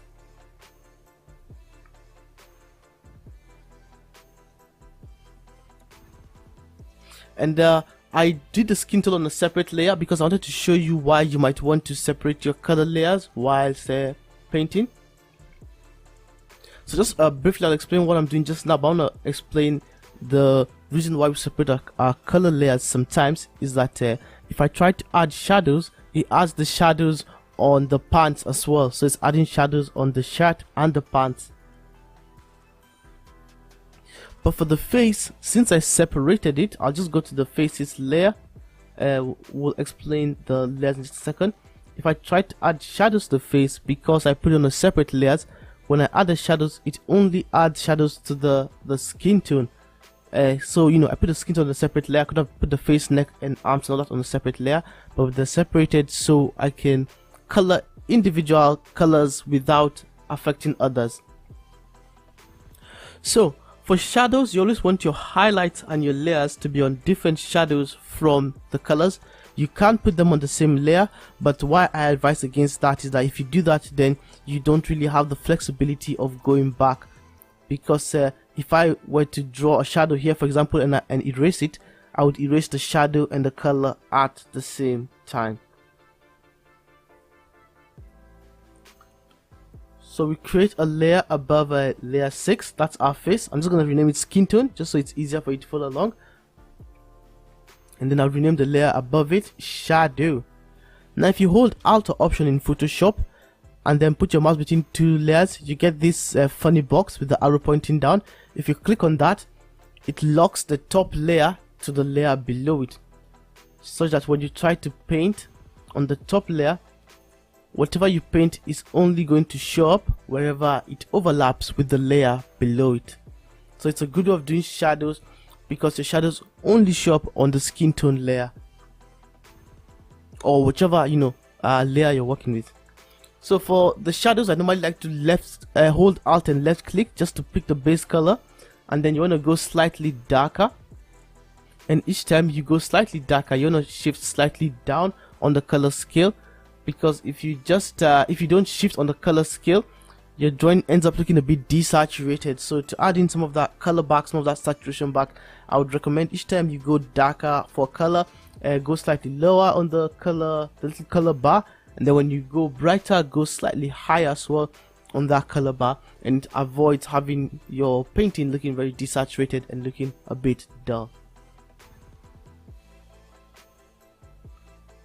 So I wouldn't want to use the soft brush on this guy. This art style is not one where the soft brush works well, and I'll show you why. I have two paintings here that I had prepared earlier, because it's quite a simple character. The shadow fades too much when you use a soft brush. So I'll open the two images I had prepared. So if you look at this, it looks like a metallic ball. The reason for that is because the light softly transitions from you know, side to side, from dark to light. Whereas if you look at this, even though it's still the same ball with similar lighting, it looks more like a rock, because it looks more like stone actually, because the lines, the shadows doesn't transition smoothly. You can see some like roughness here and there. So you know, metals like will reflect light more evenly than something like a stone would, because it's actually difficult to find a perfectly smooth stone.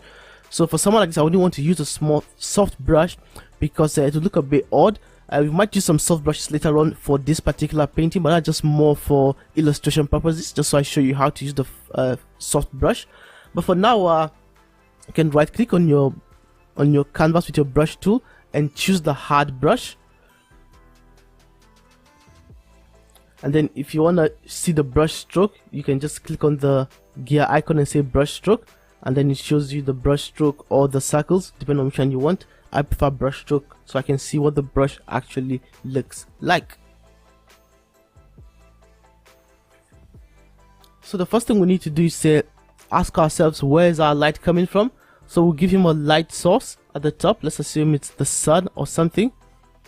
The reason I say you need to do that early on is that it determines what parts are going to be light and what parts are going to be dark, and it's helpful when this is consistent, so it makes the character look 3D, so I'm not having shadows on the wrong places.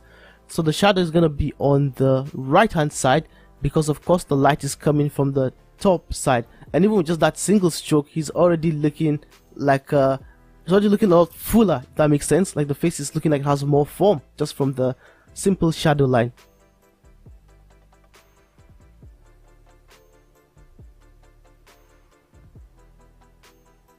So we're going to put some shadows under his neck, because of course his chin is going to cast a shadow on his neck. That's been blocked.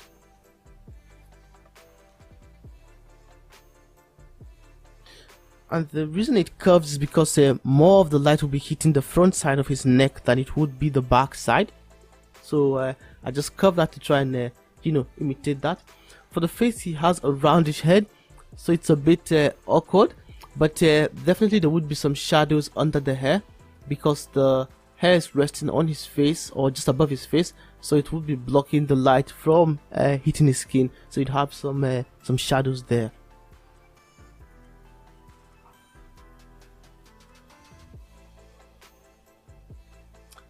So I'll press E to go to my eraser, and then I'll just clean that shadow up a bit. And because our shadow is on a separate layer, I can erase and add to the shadows without any fear of erasing the color layer underneath.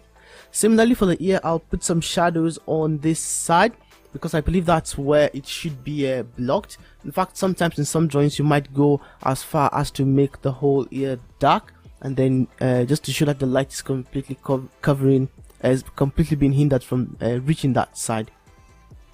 So for his face, he has a round face, like I said, which is a bit interesting to use for this. But yeah, the shadow is gonna be on the right hand side, kind of like a ball, should I say? Yeah, kind of like a ball, like a flat disc, more to say.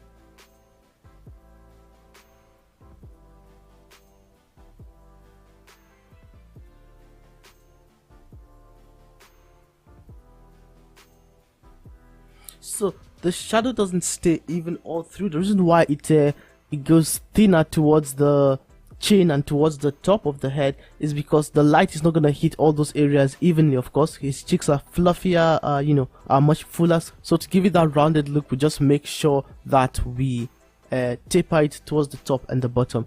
I would avoid putting for the eyes because if you add one there, it makes the eyes look like they're popping out. In a different style of drawing, I would definitely add shadows just to represent the kind of cavity for the eyes, so to speak. Not the cavity, but like the nose and all that. But because this guy is quite simple, again, as I do mention, adding too much shadows could end up looking weird. And of course, this is one of the areas where I enjoy digital art because I can try this out just to see what it looks like, and if it doesn't work out, I get rid of it. But if I was on pen and paper, I'd be a bit more worried about trying this out because, you know, going back is not as easy. But yeah, that looks a bit odd as I expected, so I'll just undo that. And sometimes for the iris, like the white part, I would make them a bit more rounded, but for this guy that wouldn't work so well. So we'll just move on to adding shadows, one underneath his shirt, because since he's wearing a short sleeve, and then there should be some, I believe, on his bicep, just because of the angle he's pointing at. I believe he would cast a shadow on himself.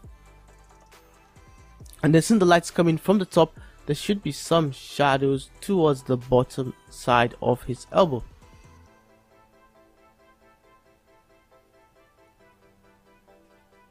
Yeah, I'm just trying to see how the light should hit it. I think it should hit it kind of somewhere there, so we should have some shadows at the back. This is also a useful place to get references if you're doing lighting and you're struggling and you feel like you're not entirely sure where the light should come from. You could get a reference, like maybe go find a picture on Google Images, or you could also find, if you're doing an object, you also get an object and place it physically in front of you. It really does help because realistic looking lighting, or let me say lightings that obey the laws of physics, adding that to your drawings, it definitely gives them a lot more form.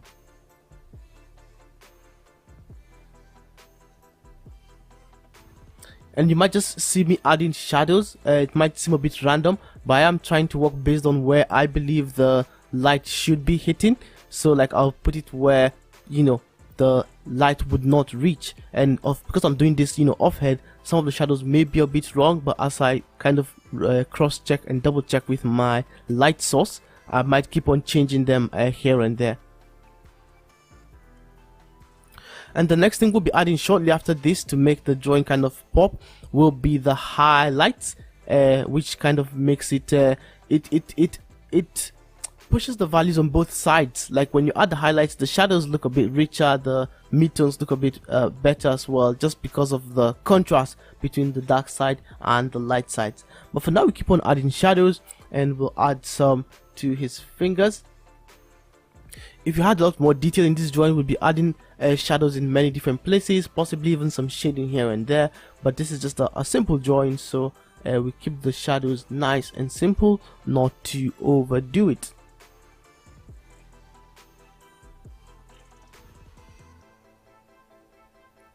Maybe someone is in a shot as well, because that might be an area that would be affected by the light. So I'll create a new layer. I'll just rename my color layer to shirt, and then I'll call it a shadow. I'm gonna call it shadow again, even though I have a shadow at the top, because I'm gonna pin it to the shirt layer, so I can know that this is the shadow for the shirt layer.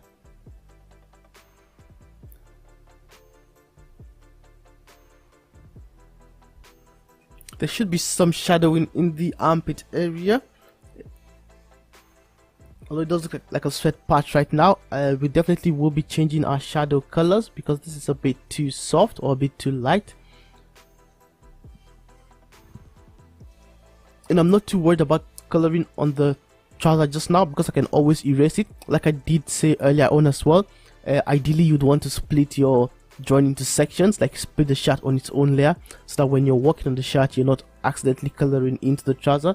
Because I did have instances in the past where I wouldn't separate my drawings properly, and I'd work on one area of it, maybe the shirt, then when I zoom out I realize, oh no, I've also been working on something else unintentionally.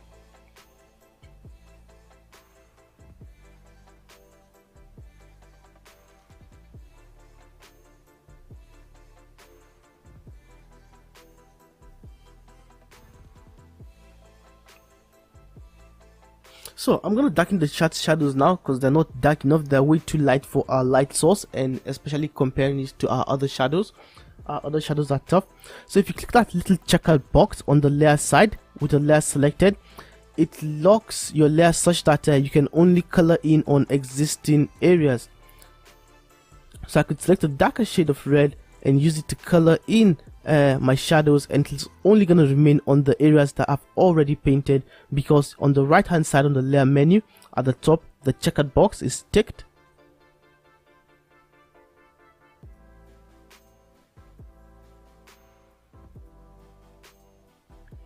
So I'll quickly do the hair, because the hair is going to be really helpful, and then after that I'll probably add some highlights and see how it's coming along.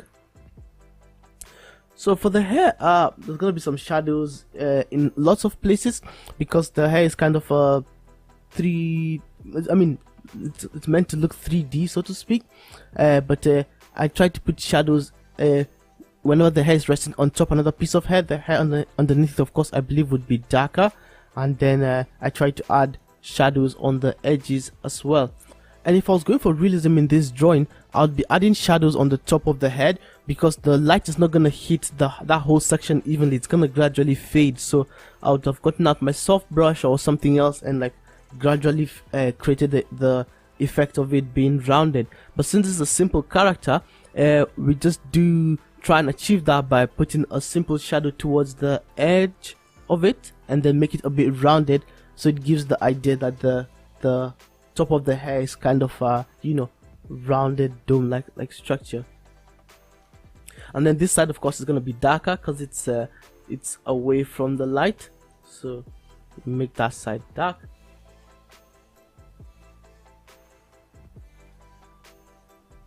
And one thing to also speak about is that on the rounded edges, if you notice, I don't necessarily leave straight lines. I tend to round it off, and it gives the effect of form, that to sell the effect of form of the shape being rounded, because on rounded objects they don't really receive straight lines as shadows. The shadow normally kind of curves around. I don't know if I said the shadow curves around, but I hope you get what I mean. It's normally not just a straight line, so it's also a good way to sell the effect of something being rounded and something having form.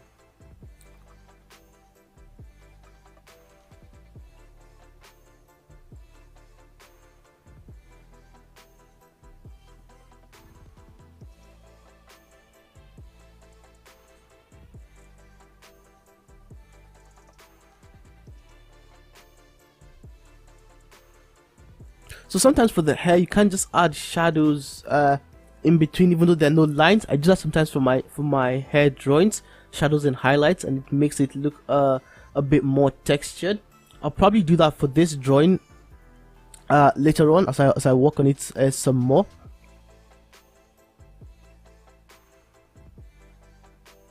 You could also do something like this, assuming you wanted to indicate that the hair strands do go, you know, that way.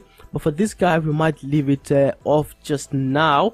What I'll do is I'll show you an example of what that could look like, probably towards the end of the stream, and that would make some more sense.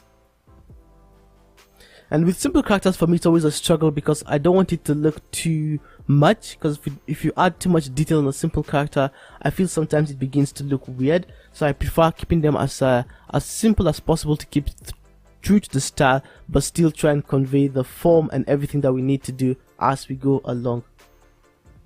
So the shadowing on the hair, I feel it's not dark enough, so I'll go back to the hair layer, click on the shadows, choose a darker color, and then click on the checker button that we mentioned last time so that it's locked, and then I can paint in on the hair's shadows. And as well, if you look at my shadows, some of them are a bit wobbly, if you see that.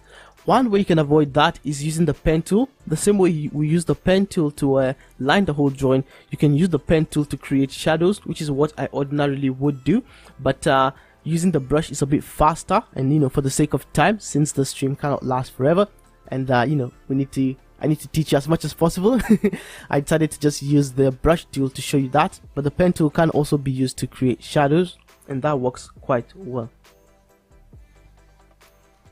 So on the brightest spots, as I show you here, you normally would receive a lot of light. Right now we have our midtones and our shadows, but we don't have any shadows of anywhere that is super bright.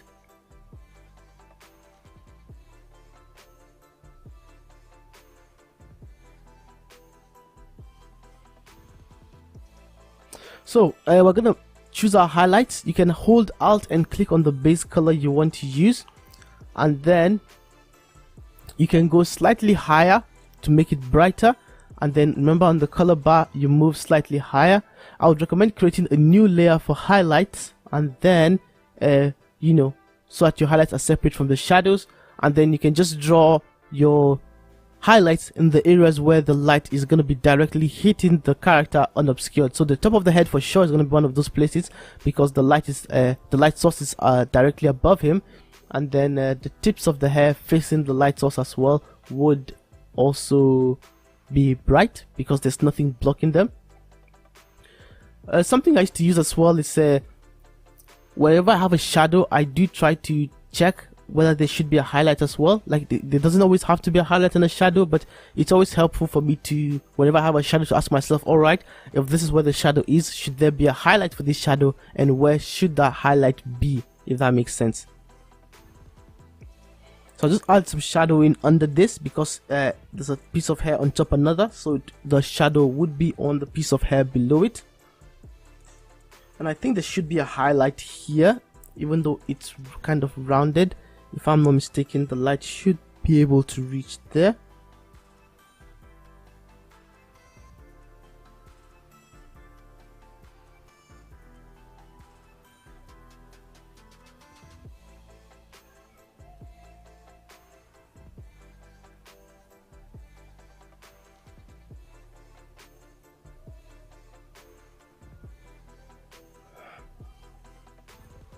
And I'll add some on the side of his head as well.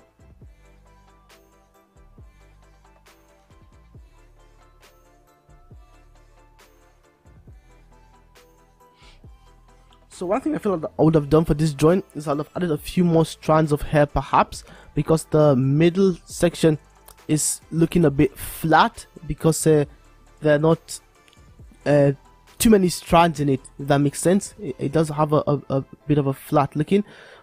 Now sometimes I could also use the soft shadow to kind of create a soft, if I say soft gradient, to make it look rounded, although that does risk having the cookie look. Using soft shadows and the hard shadows together can sometimes make it look like a cookie. You know, the way a cookie is like slightly off the ground but still rounded, it can sometimes have that look. That's what I mean when I say the cookie look.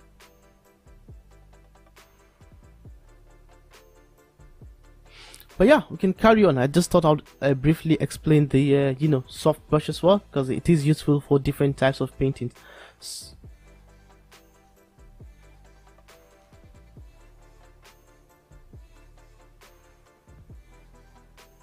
So right now I've put my brush at 3 pixels. Going back to my highlights layer, I'm just trying to create little allusions to hair. Of course, we didn't draw this in, so it's on the fly. But I'm just trying to see if I can break up that middle section, because it looks a bit too flat, like there's nothing going on there. So it makes the drawing look a bit odd. And then maybe add some shadows beside it or under it. Like if I wanted to fix this, with infinite time, like I said, I would just add a few more strands in the middle there, and that would easily solve this problem. Again, just to reminder, if you see my brush going in and out quite fast, it's because I'm holding Alt, right clicking and dragging just to resize my brush. I did get used to these shortcuts over the couple of years that I've been using Photoshop.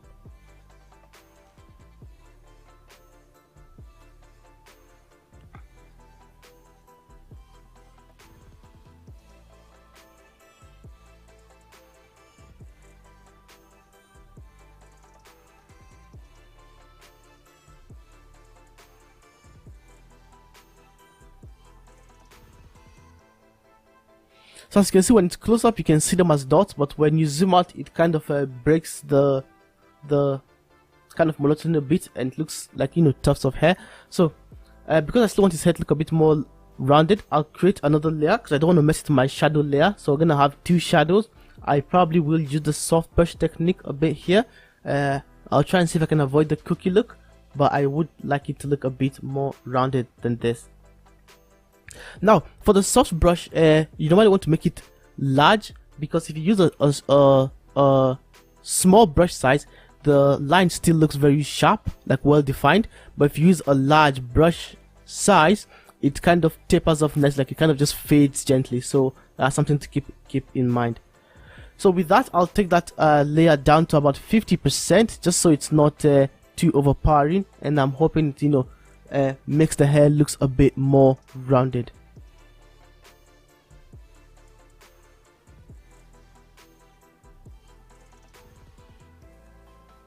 And I can see there's some color on that part. That's because my layers are not split into individual sections. So when I was painting on probably the hair layer, I painted a little bit on the shirt layer, just remembering what I mentioned last time, that sometimes I'm working on a painting on one section, and then when I'm done, I'll realize, oh no, I've colored in somewhere else as well. So yeah, it's advisable to always split your layers into different sections, maybe like the head, the hair, the shirt, and that works very well. So for the highlights, I'm just gonna go back to swatches. It has all your recently picked colors, and click on the white color that I chose, just so I can have the same color.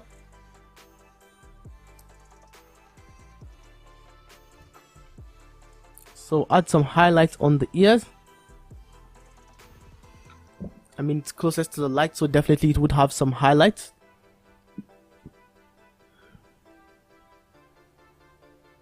So can add some on the cheeks as well. And try not to go too much. I press E to go to my eraser, and right click to go to my brush sizing. So you can see his face is beginning to look rounded. So yeah, I might stick with this for a bit.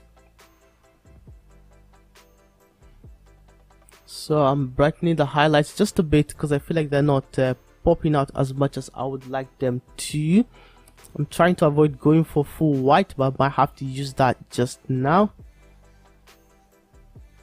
So I've pressed E again to go back to my eraser, and I'm just like rubbing off some of the highlights that have come in too far. So it's mostly positioned along that chin, and then as it comes towards the face, it goes, it kind of fades off a bit. His head still has a weird shape. I think that was maybe I should have paid more attention to that in the beginning. So it looks kind of odd, but still, I think you still get the point. The highlights kind of make the face look generally rounded.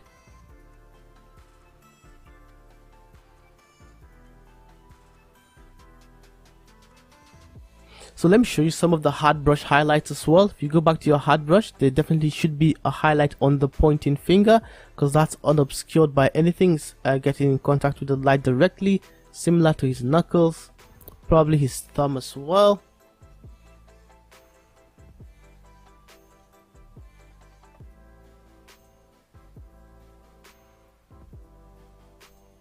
For his neck, there should be one somewhere there, I would think.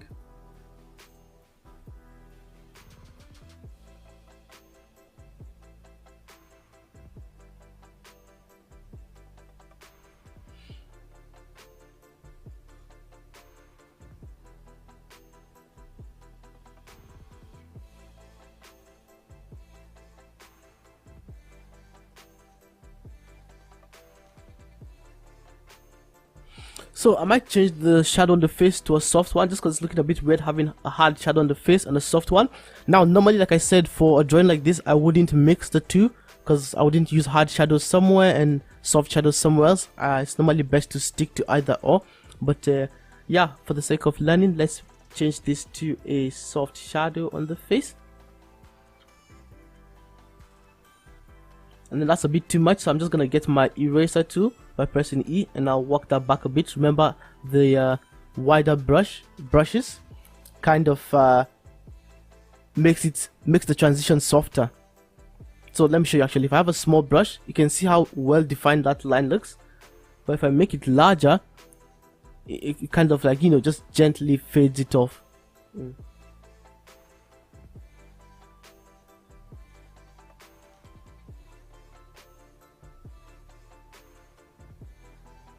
Yeah, so his head does look round.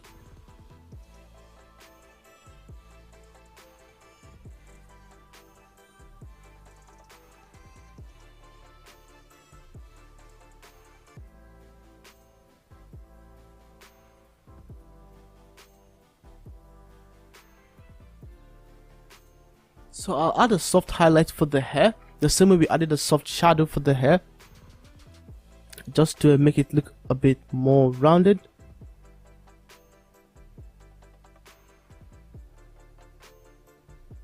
Just a bit too much.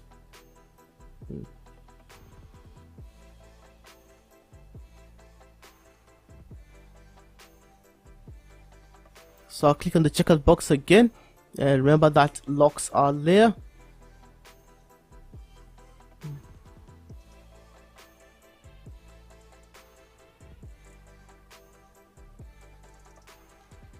So lastly, let's do the shot, and that should be us done. I'll leave the legs for you to try and figure out, to see where you think the shadows might land, or where you think the highlights might be. It's a nice thinking exercise as well, you know, just thinking through it and trying to see where the different things would line up.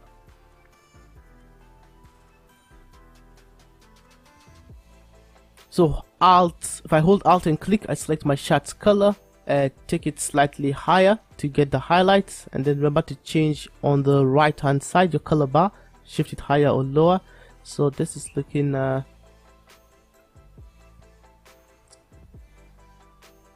it's looking a bit weird, so I'm gonna change that highlight.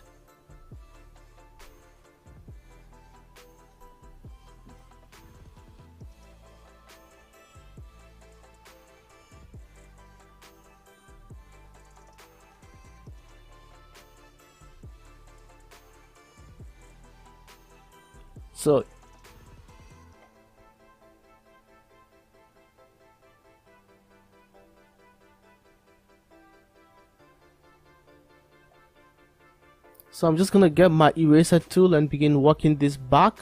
Sometimes I intentionally paint my highlights or shadows wider than I need to, just so they spread properly, and then get my erasing tool and begin working them back until they're at the point that I like it to. So I don't like the color of this highlight. I'll definitely change that shortly. And before I do that, I want to see if I can change this shadow on the right hand side to a soft shadow. And this actually lightly mirrors my painting style. Like for some of the paintings I did, like Iron Man and my friend, I would first of all do hard shadows just to see where the shadows should go, Then after that, I'll begin softening them up and working them back to create the realistic 3D forms that you see in some of those faces.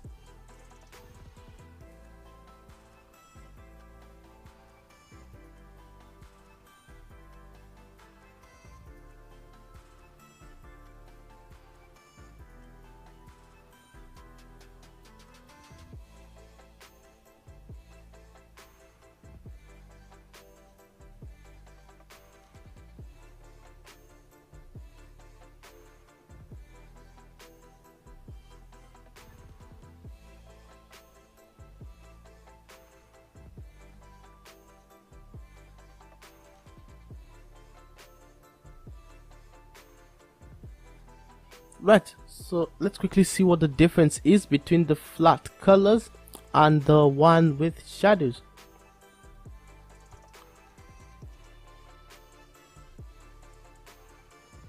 So I'm just going to merge my layers for a bit just so I can have a flick on and off, and you can't see the difference.